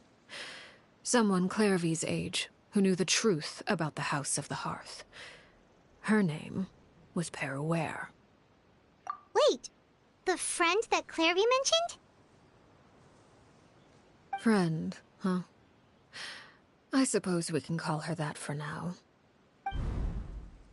Clairvy was a cheerful and passionate person with a tenacious spirit. Peruere, on the other hand, was rather cold-blooded. Her cold-blooded nature allowed her to see through Crucibina's facade. Yet, it was also this cold-bloodedness that prevented her from acting against it. At least at first. While Clairvy longed for freedom, Peruere was convinced that, amid all the fighting and violence, she would make it until the end. Despite their differences, the two became fast friends, united by their knowledge of the truth. Clairvy told Peruere that she hoped to create a real family, where no one would be killed or sacrificed. There may have been a certain naivete to her ideas, but Clairvy proved her determination many times over. She tried countless times to run away, ask for help, or expose the truth. But her efforts only earned her beating after beating. The only thing that kept her going was her strength of will. Even with her body racked with pain, she would still stand on her tiptoes and open the window at night. She and Peruere would look out at the moon together, a fierce longing for freedom shining in her eyes. But one day that light simply vanished. Oh no. What happened? Her hopelessness resulted from a culmination of things. 10 years had passed. 10 years worth of failure after failure. She and Peruere weren't children anymore, but finding any chance to escape still seemed as hopeless as ever. It was during this time that Peruere suggested a new plan. If escaping was out of the question, why not take down the very person sitting on top of this throne of lies? Mother herself. Clairvy rejected that proposal. She claimed that, as a famous harbinger, Crucibina possessed an unimaginable amount of power. Trying to kill her would have an incredibly low chance of success. Clairvy never gave another reason, but Peruere could see it written all over her face. Clairvy still thought of Crucibina as her mother. Killing her own flesh and blood was a line she couldn't bring herself to cross. If she couldn't escape and fight back, then only one option remained. Precisely. Death was the only way that she felt she could be free. It happened during a duel. When she arrived at the dueling ring that day, her partner turned out to be none other than Peruere. The very person that had stood by her side all those years. It was a fierce battle. But ultimately, Clairvy decided to let Peruere end her life. From that moment on, Peruere's journey was one written in flames. When the rain finally came and washed it all away, there she stood, the sole victor in Mother's endless game of slaughter. A trail of corpses strewn across her path to success. It was the very result she had predicted 10 years prior. Even then, she believed she would make it until the end. She wasn't surprised by the fact that she emerged as Mother's undisputed heir. Rather, her success left her with an inexplicable sense of restlessness. She was unsettled. And there was only one thing that could quell that sensation. Perhaps you two would like to take a guess as to what it was? Crucibina, you mean? But... Correct. This is the place where Peruere killed her best friend. A mere year later, this is also the place where she fought tooth and nail to kill the mother they shared. The moment she acted, any conception of what was right or wrong ceased to matter. It's one of the principles of the house. Only those who survive get to write the rules. Peruere won the battle, and became a harbinger herself. After which Her Majesty, the Tsaritsa, bestowed upon her a new name. Arlecchino. So the Perry Clairvy was talking about... It was you all along. You're Peruere. Arlecchino is just a name you got later. I left that name behind long ago. I must say, hearing it now does bring back memories. After I defeated Crucibina, The moniker of Mother died with her. I chose to forego the title she called herself, and even chose to give up my own name. I rebuilt the House of the Hearth under a new identity. Not only as Arlecchino, but as father. And that is where the story ends. Any more questions? Yeah. Based on what you just told us, Clairvy wasn't a little kid when she was killed. So the Clairvy we met... was she really a spirit at all? I suppose you could call her an illusion born of flame. Her existence is like ashes to a fire. Something left over in the wake of blaze and ruin. You see, a certain power runs through my veins. It's not unlike a curse. My flames leave behind shadows of anything they consume. Of course, the chances of those shadows morphing into a sentient entity are exceedingly slim. Clairvy is a very special case. Clairvy died when she was 16 years old, but what emerged from the flames was her 6-year-old self. Her appearance wasn't the only thing affected. Most of her memories were lost to the blaze as well. Memory is a mysterious thing indeed. Losing a portion of your memories will alter your sense of self.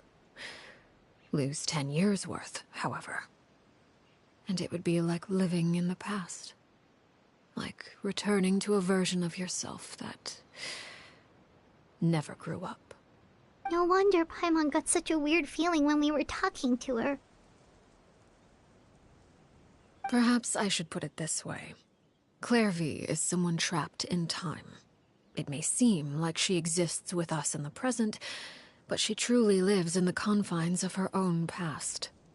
So if all of that is true, then you must have known about Clairvy for a long time. Indeed.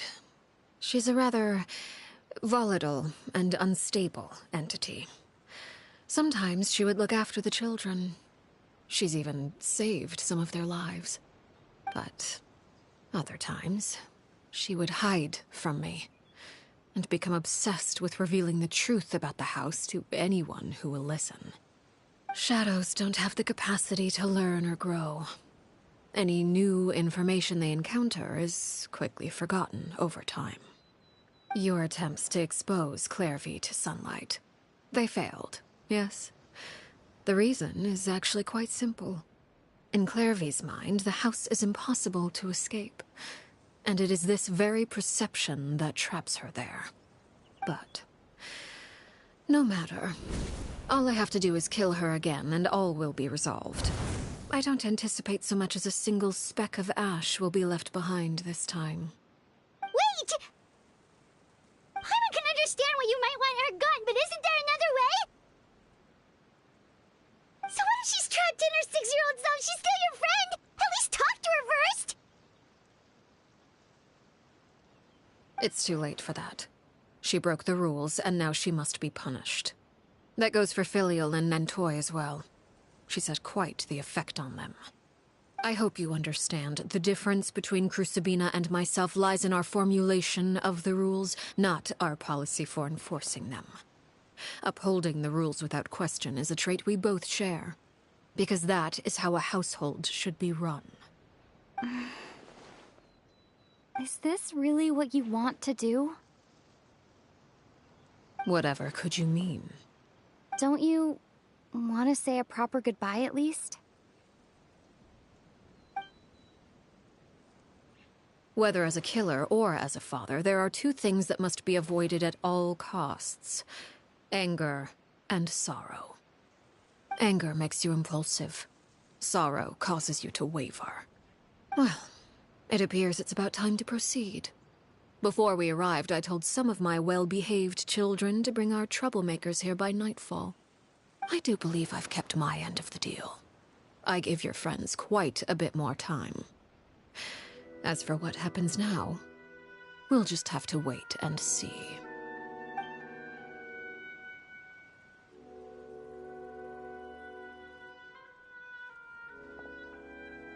Here they are, Father.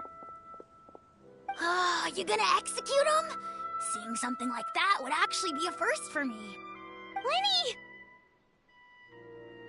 I'm sorry.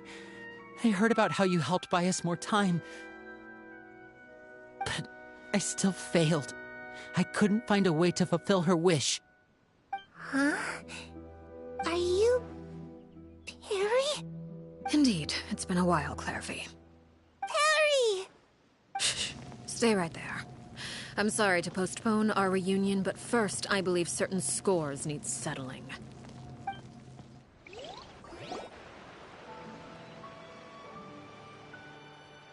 Father, let me explain.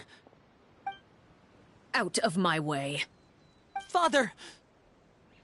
You chose to conceal a threat to the house. And for that, you must be punished. Overall, however, I suppose your wrongdoing is hardly the most egregious of the bunch, so I'll deal with your punishments later. As for right now, the more pressing concerns are the traitors among us. By traitors? Do you mean us? Father, let me explain. We didn't mean to... Fultz, why don't you share what you heard? Yes, Father. Secret Midnight Meeting number 3. Participants, Filial, Nantoi, Sato, Toddy. Nantoi clearly said, if only Father wasn't the one who took us in. Sato added, I'm sick of this life. I just want to live as a normal person. Filial was the worst of them all. She called us crazies and said a bunch of mean things about Father. I did not! You're lying! Fultz is trying to frame us. It's not like I'm the only one who heard those things. After that, you and Toddy and a bunch of other people started talking about Clairvy. You were using all those things Clairvy brought up as an excuse to question Father. We're birds locked in a cage. The only way out is to destroy it. That's what you said, wasn't it? You little... You just want me gone, don't you? What did I ever do to you, huh?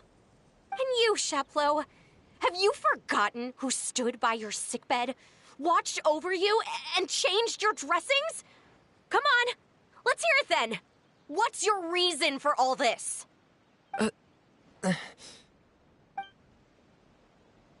You're wrong, Filial.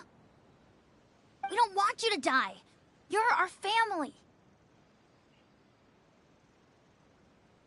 Liar. You wouldn't be doing this if that were the case. So why?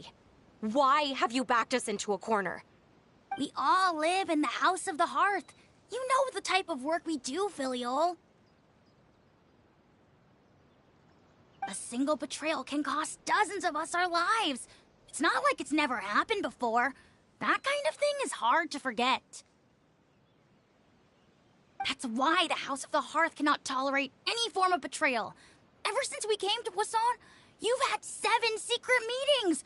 A lot of the things you talked about really crossed the line. You've been spying on us for half a month? Wait a second. Now that I think about it, the move to Poisson was just a way to make it easier to spy on us, wasn't it? Because we were all in one place. You've had this planned all along. Filial, Nantoi, I'm sorry. I owe you both my life. I owe Clairvy too. If it weren't for all your help after I got poisoned, I wouldn't be standing here today. If this were any other situation, I would do anything to repay that kindness, even if it cost me my life. But rules are rules. I'm sorry. My hands are tied. Why? Why? That's enough, Filial.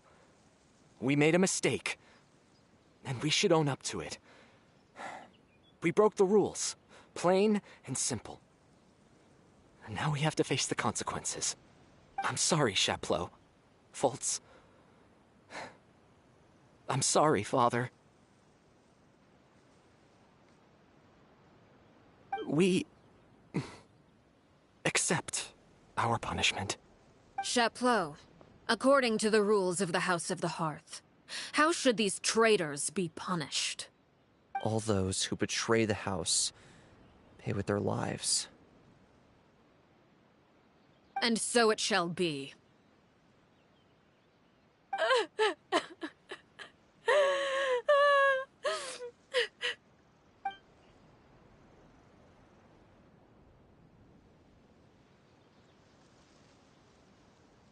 Father, please wait!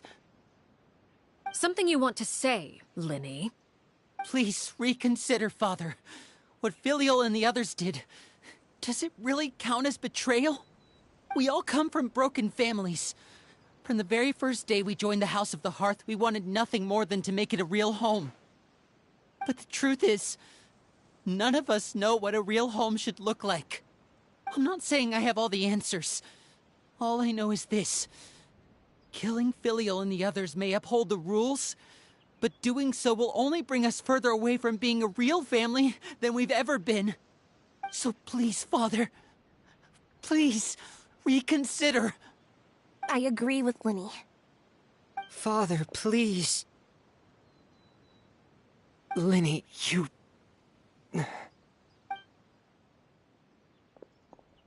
I also agree with Linny.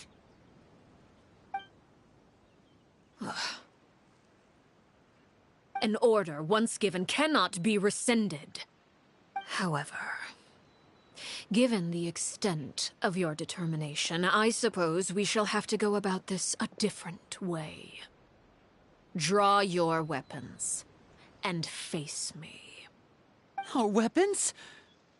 Father, are you referring to a duel? Precisely. The rules of the house will not be altered. Traitors must be punished. However, resolving disputes with a duel is also one of our rules, one that also applies to me. Demonstrate a sufficient showing of strength, and I shall offer a concession.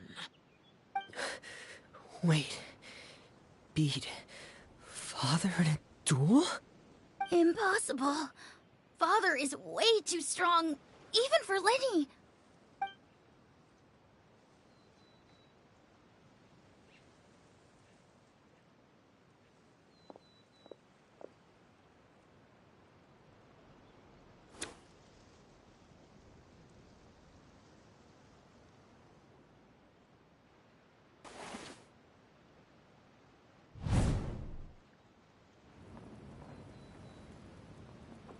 Did you hear that, Traveler? Lenny and the others have to duel the Knave. What should we do? Can they really win something like that? If they lose, those people from the house are really gonna be executed. Hey, are you listening?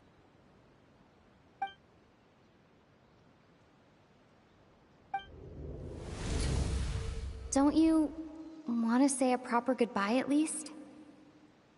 Anger makes you impulsive. Sorrow causes you to waver.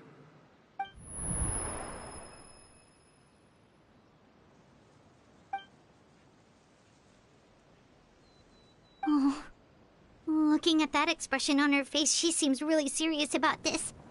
Guess that means there's no chance she's throwing the duel on purpose, huh? When guests are around, families are often on their best behavior. And any disputes are less likely to escalate. When the time comes, make the choice that you deem most appropriate in the situation, and lend your help to the House of the Hearth. What's wrong, Traveler? Hey, where are you going? Traveler? You're asking to join the duel against the Knave? I'll allow it. We do have a ready-made dueling ring at our disposal, after all. All I would advise is this. Keep a firm grasp on your weapon, and give it your all. Any less, and you may just lose your life.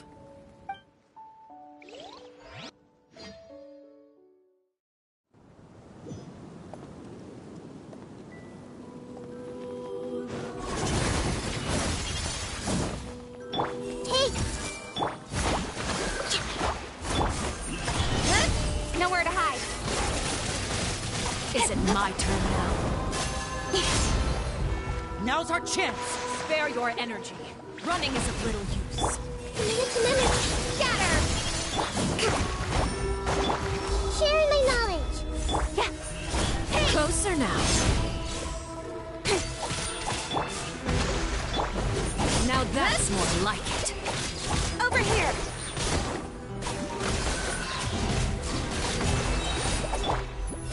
With the fall of darkness, destruction shall rise.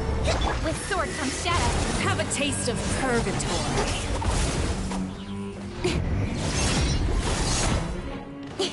Look out!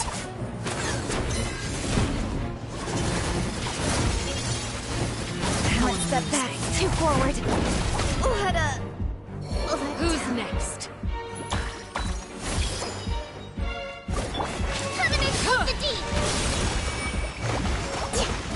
Watch out for Father's movements! Look. Trapped like a bunch of helpless animals.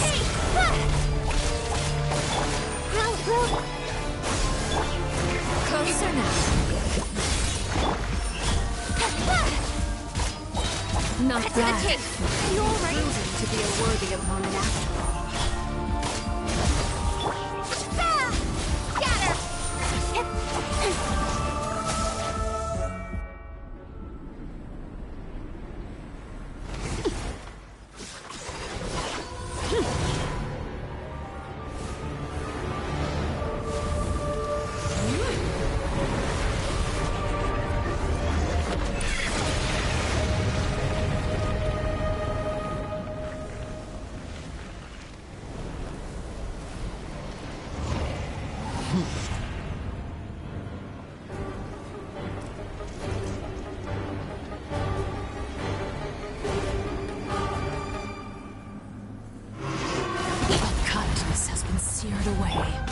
My blade is all that remains. The Temple of Wisdom. This may...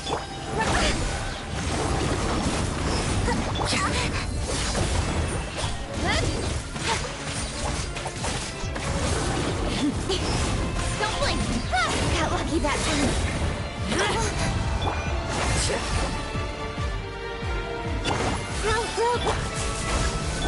Speed of light. Chance! Over here! Sundown is only the beginning. Billowing surge! Allow me!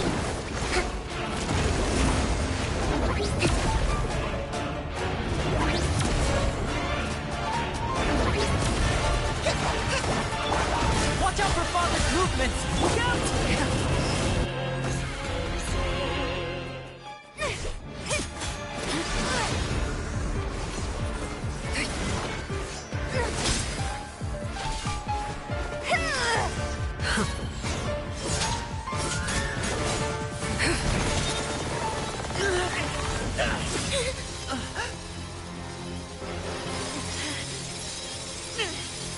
You should know better than to crowd in one place.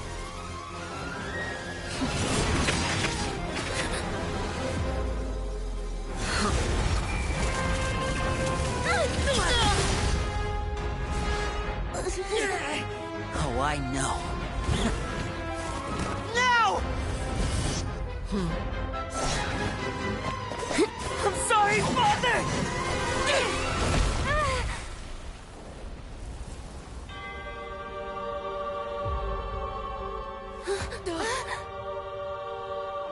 Sorry for what? This pitiful excuse for an attack.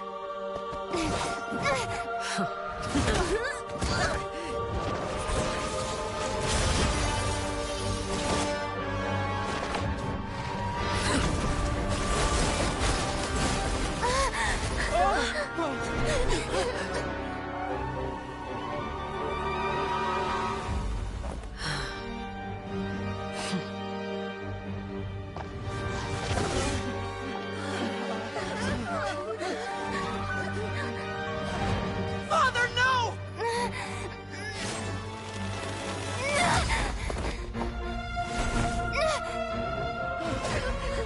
Made it out, did you? You're stronger than I expected.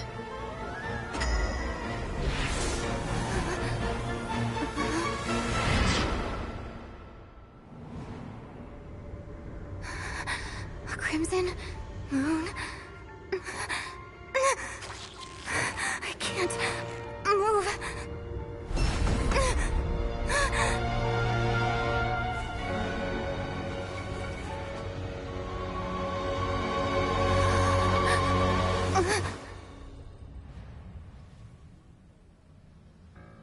Still, not strong enough to beat me.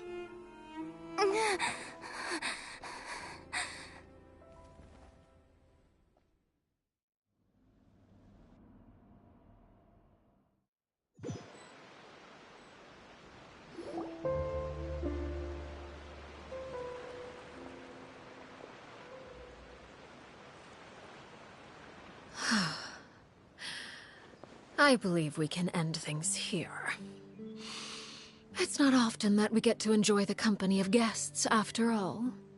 We wouldn't want things to get too out of hand. Brother, are you all right? Lenny!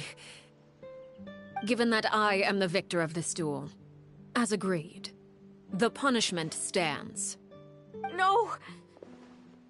I never thought things would end like this. However, everyone involved in the duel demonstrated a remarkable level of strength and determination. In light of this, I'm prepared to change the method of execution. Elwar, the bottled flames I gave you for safekeeping. Do you still have them? Yes? I wasn't sure what they were for, but I've kept them super safe. I didn't lose a single one. Wonderful. Then, in just a moment, I'll have you administer them. Bottled flames? Indeed. They're the product of a secret experiment. Under certain special circumstances, flames can be extracted from my person and preserved.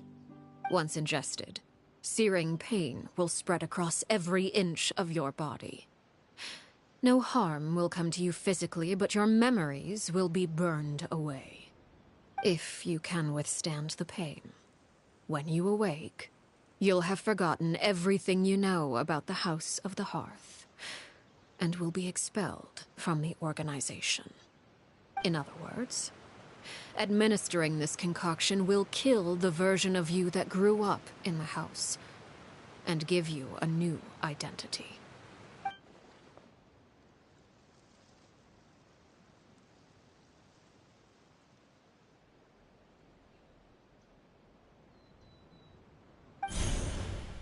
Memory is a mysterious thing indeed.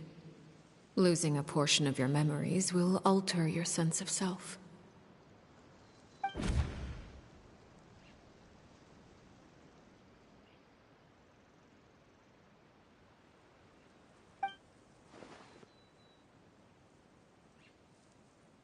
So, you're just letting us go, Father? You misunderstand. Memories are extremely important. Once consumed by flame, the version of you standing before me will die, and our secrets will die with you. So no, I don't intend to just let you go, because the person who survives will be nothing but a stranger. Even so,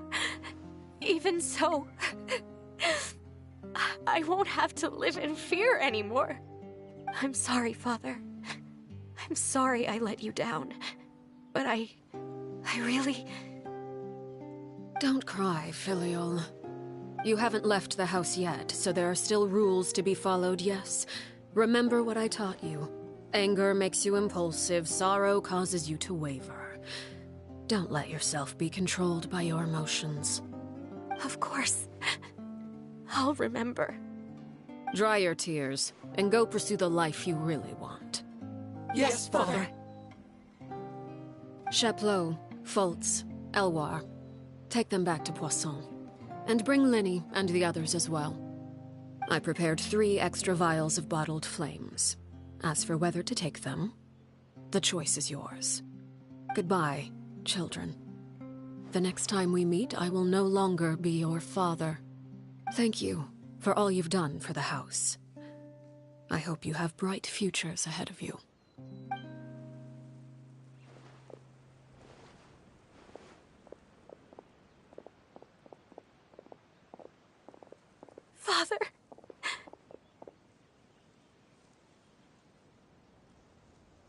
Let's go.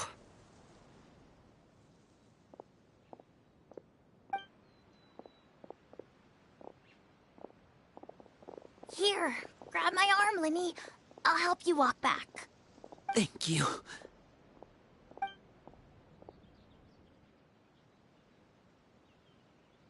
Clairvy.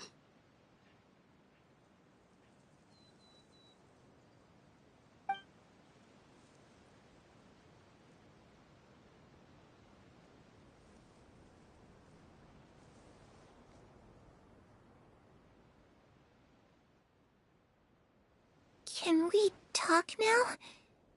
I've been waiting for a super long time. You really are Perry, aren't you? I haven't seen you in so long. How come you're all grown up? Wait, did I somehow travel to the future on accident? Or am I dreaming? What a long dream. Neither. You died, Clairvy. That's what happened. You could have at least sugarcoated it a little. Look, she's done speechless.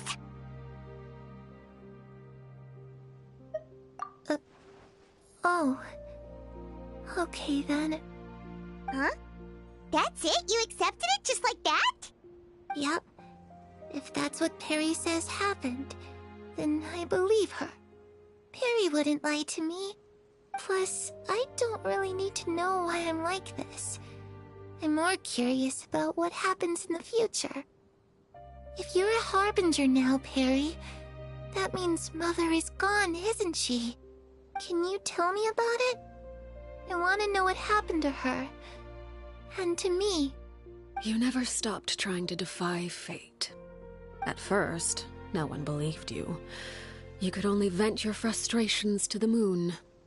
In fact, you often sought comfort in the night sky. You wanted to see the aurora, so one night we promised each other we would go to Snezhnaya to see it together. Later on, you tried to run away, but you were brought back each time. Mother spared your life, but it wasn't out of kindness. Instead, she decided to make an example of you by slowly torturing you over time. That way, the other children would know what happens to traitors. Still, you never gave up. Mother hoped that through ruthless duel after ruthless duel, she would be able to crown an ultimate victor among the children she raised. But you called on everyone to unite, to fight to a draw in order to reduce casualties. Your efforts may have only delayed the inevitable, but still. You gave them hope. You tried everything you could think of, but every attempt ended in failure. Still, you never turned your sword on Crucibina, and you never turned it on me. On that gloomy day, you told me, "For the last 16 years of my life, I've done everything I can to fight for freedom. But now, I realize that the only freedom I truly possess is the freedom to choose to die." I never imagined I would say something like that. I must have been feeling really worn down. But somehow, I still think I understand. According to Mother's plan, only one of us was going to make it until the end. And I always hoped that person would be you. If I could do it all over again, I still don't think I would make a different choice. Even when I first met you, I knew you'd be able to do what I couldn't. Is that so? Even now, I'm not sure I truly understand what kind of freedom you were trying to pursue. But as the head of the House of the Hearth, and as the children's father, I've tried to give them the most basic of freedoms. The freedom to choose their own fate. It's something I discussed with the Iudex of Fontaine.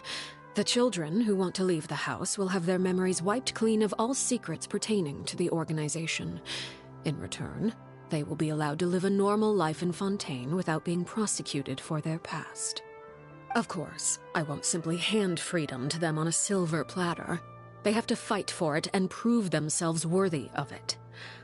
Only freedom that is earned has true value. That's more than enough. That's exactly the kind of life I was fighting for. You know, Perry, I think think you're a pretty amazing king, and a really great father, too. I'm really happy that you're the one who took over the house. I guess I do have one regret, though. I still haven't seen the outside world. Well, it just so happens that our dear guests over here have been to many nations and traveled to countless places. Perhaps they would be willing to tell you what the outside world is like. Really? Of course! We've traveled all over the place. We've got so many stories, we could probably talk your ears off for 3 days straight.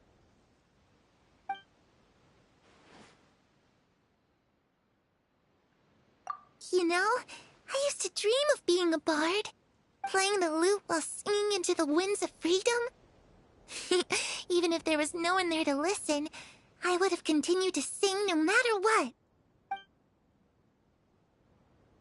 Ah, that's where Mora comes from. I never knew that before.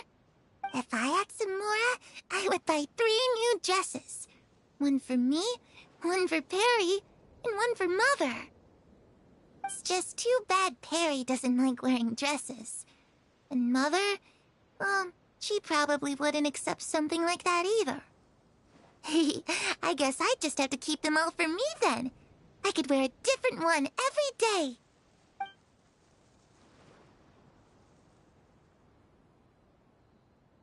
Those yokai you mentioned, what do they look like? I once saw a drawing of this one guy with horns on his head and a super scary face. Are there any yokai like that? Oh, sounds like you're talking about an Oni. Yep, we've met one, and let Paimon tell you, they're not nearly as scary as they look. I was always too afraid to skip Mother's fighting lessons. But at the academia, I bet you could do all sorts of secret things in class. Things that have nothing to do with studying. I'm just kidding. Being able to study whatever you want without having to fear for your life actually sounds pretty great.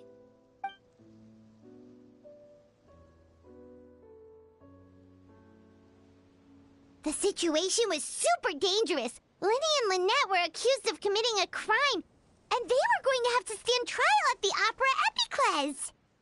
Oh no, that must have been hard for all of you. What happened next? Don't worry, we were able to turn the situation around super quickly, all thanks to Detective Paimon, of course. How'd you do that? Come on, tell me. Okay, so it was like this. After the failed magic show, we rushed to the scene and...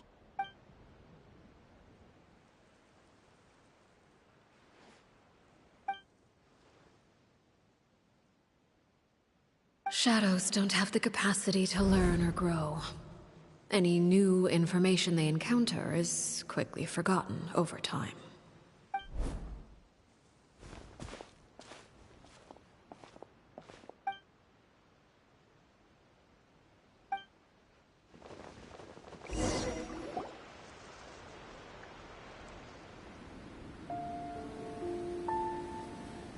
Clairvy, you've worked tirelessly from the shadows to overthrow the House of the Hearth. Now, by my authority as the Knave, I shall announce how this matter ends. You are hereby expelled from the House of the Hearth. You are no longer tied to this place, nor are you bound by its rules. You're saying that I can finally leave? I get to experience the outside world as well? Oh, I almost forgot. There's no getting older for me. Still, seeing who you grew up to be makes me really happy, Paraware. Take care of yourself. Goodbye. May we meet again someday.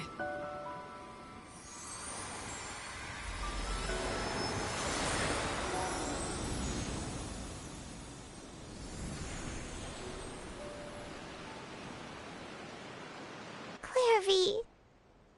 She left so soon.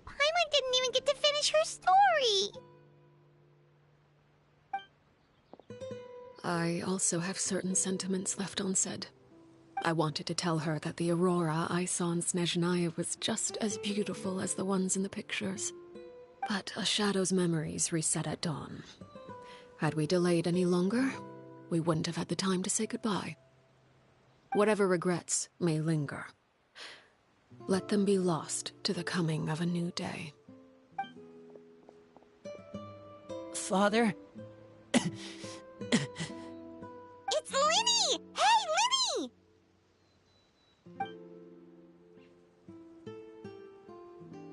What is he doing back here? Let's go check it out.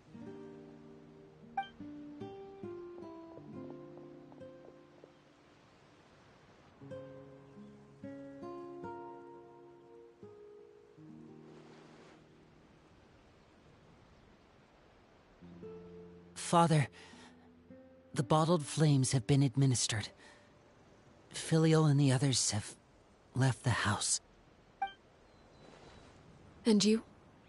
What have you decided? Thank you for giving us that choice, Father. But we never wanted to leave the house. It's the only home we've ever known. Lynette and Fremine feel the same way. They're recuperating back at the Hotel Bouffe d'été. But I decided to come back and tell you where we stood. I'm sure you're well aware of the expectations I have for you. I want you to follow in my footsteps and become the next king of the house. Yet you seem to have different ideas.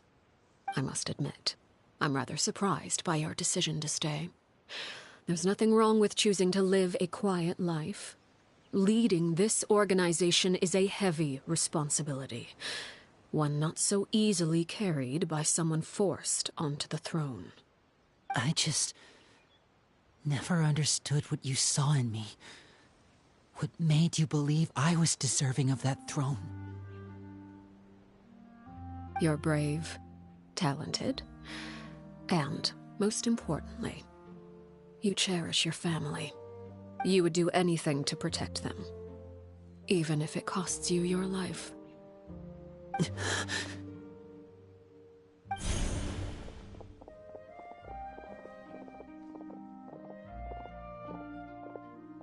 Speaking up back there was so brave of you, Linny.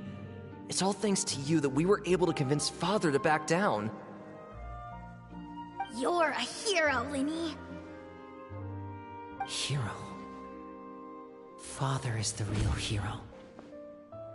Had Father gone all out during the duel, there's no way I would have walked away with my life. She must have had it all planned from the beginning, from the very moment she suggested a duel. I'm not deserving of that title. I'm not strong enough or smart enough. You're wrong. In my opinion, all you need to be deserving of the throne is conviction and the necessary strength to act on it. We may have different ideas of what it means to be a family, but you can hardly be said to lack conviction. What you truly lack is strength. For someone of your talent, though, that's something that will come with time. Even without that strength, you still chose to face me in a duel, even though the odds were stacked against you.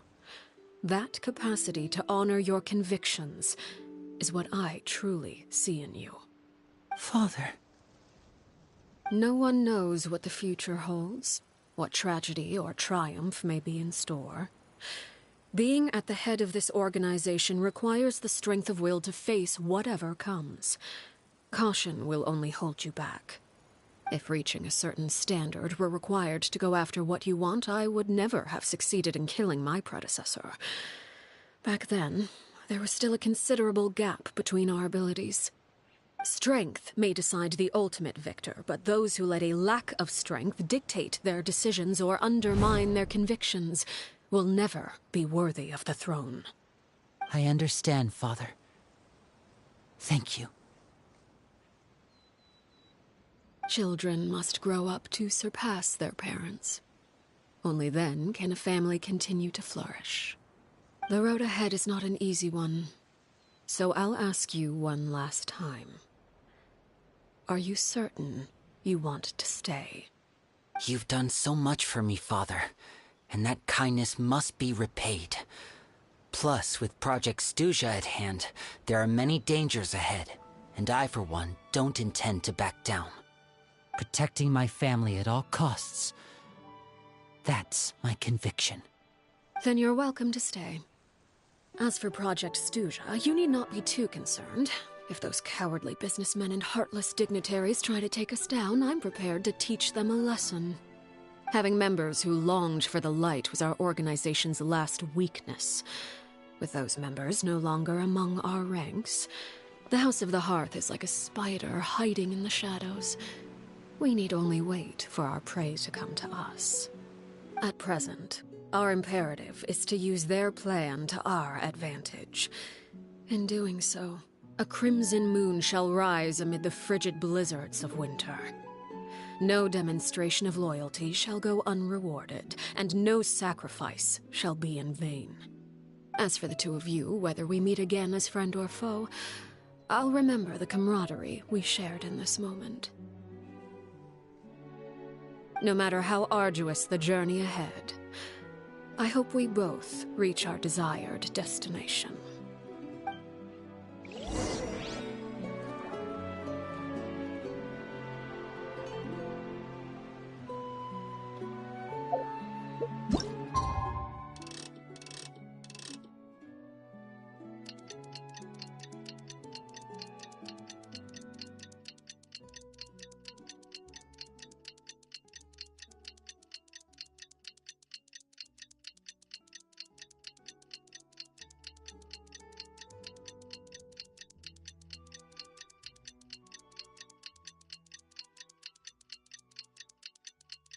Didn't Linny say that Lynette and Fremine were recovering at the Hotel Bouffe d'été? Oh, Paimon wonders how they're doing. Maybe we should go check on them.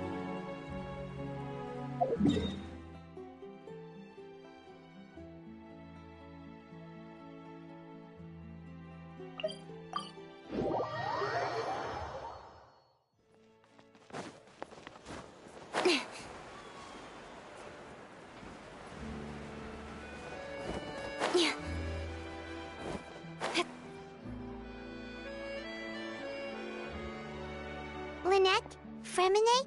How are you feeling? Much better. Whew, what a relief! What about you? Are you feeling alright? I knew you'd come out unscathed. Us, on the other hand, well, we've been bedridden for 2 days. I couldn't even turn over. Oh, and I wanted to ask, is Clairvy gone? Linny and the other members have left Poisson and returned to the House of the Hearth. According to him, there haven't been any more sightings of a spirit roaming the house. I see. I'm glad.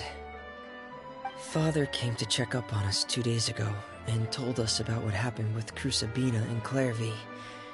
Actually, I've met Crucibina before. Wait, what? You've met the former Knave? Crucibina died a year after Clairvy.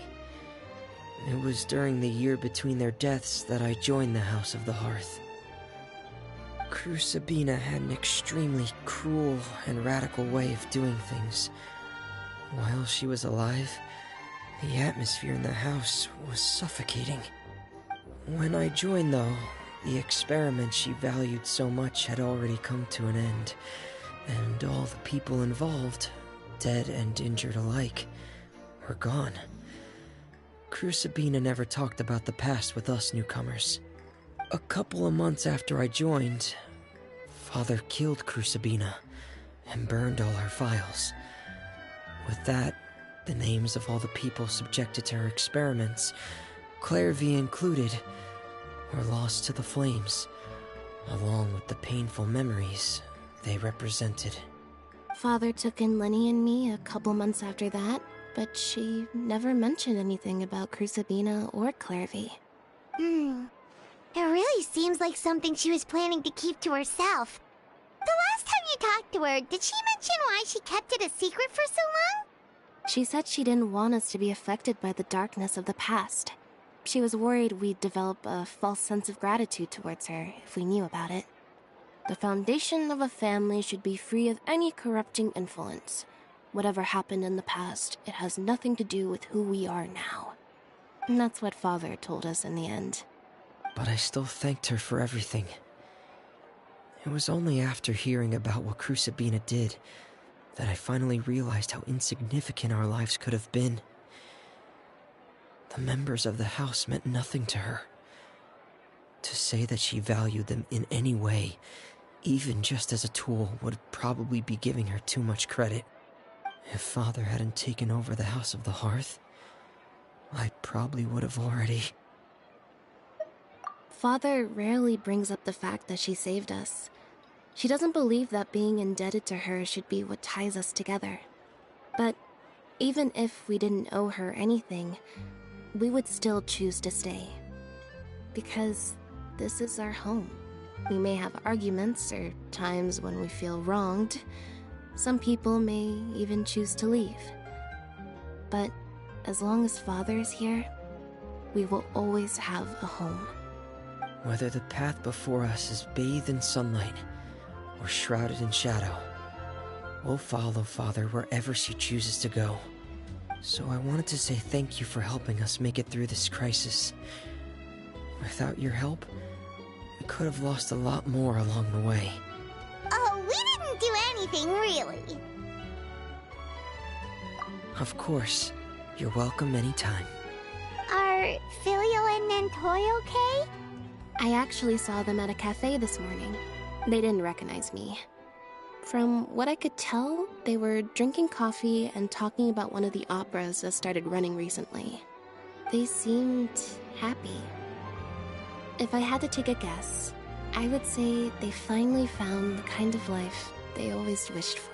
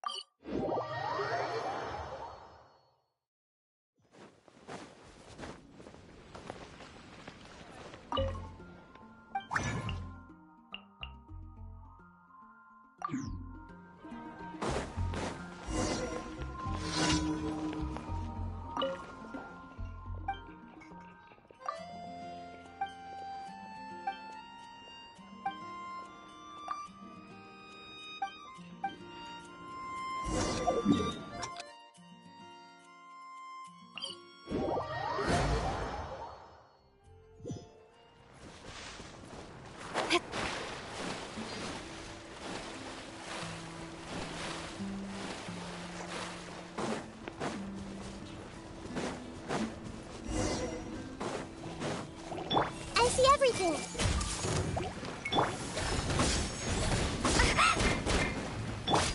Rest and rebuild. Incoming. Speed of light.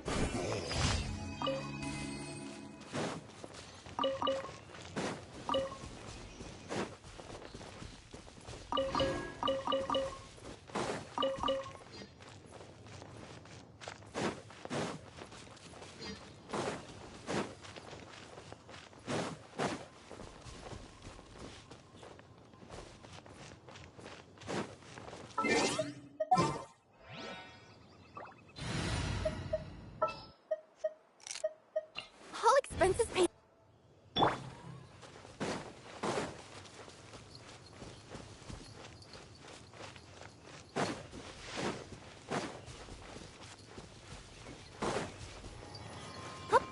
Yep.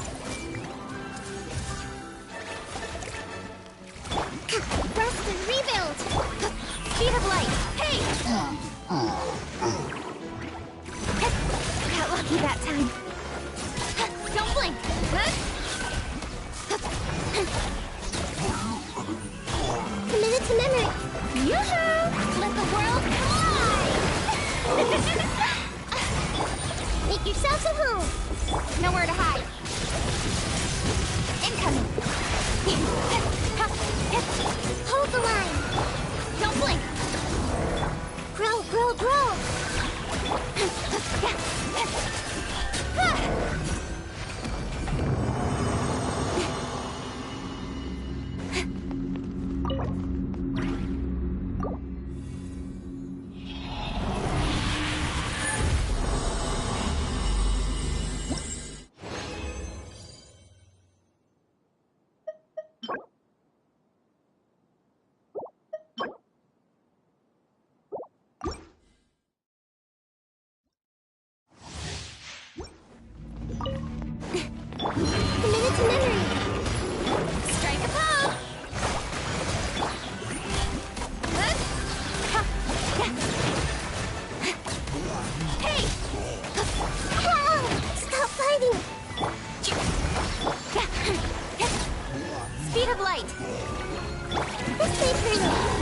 Let my name echo in song! Share my knowledge! With sword comes shadow. Incoming! Yoo-hoo!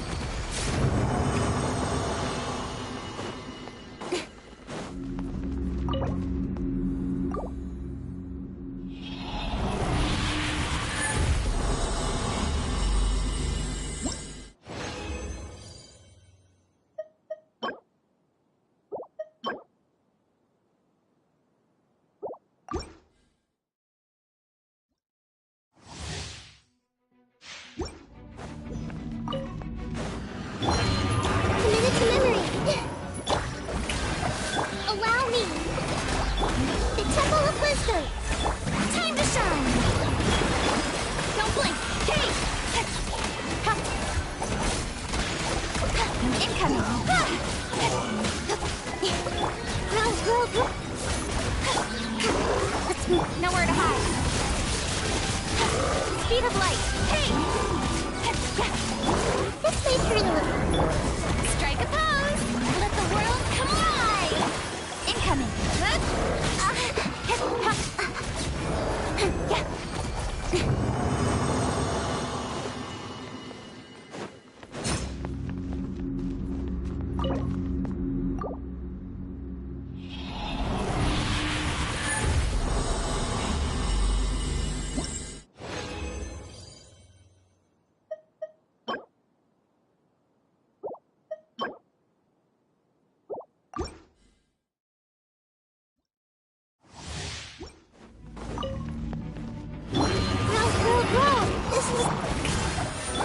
Don't blink! Hey!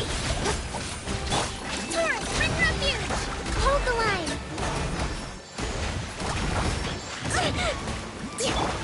Incoming!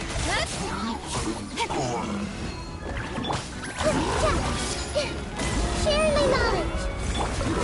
How dare you! Time to shine! Hey! Cut to the chase! I will not...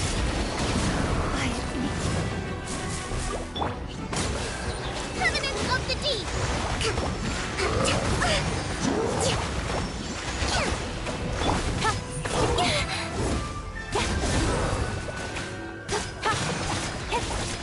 Incoming!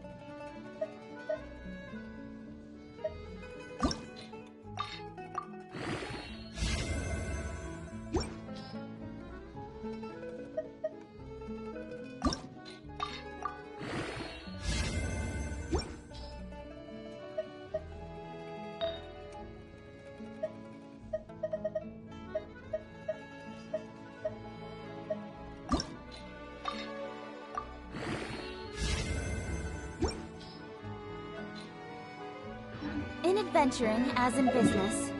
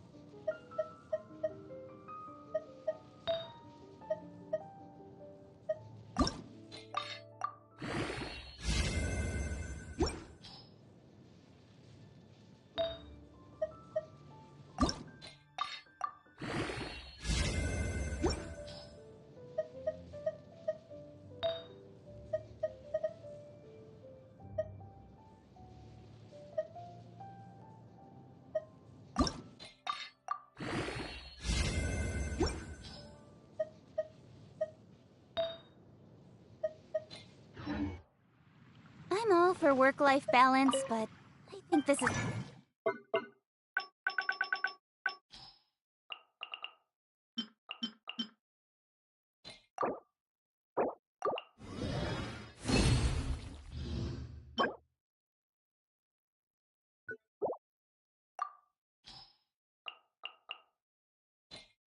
pushing it.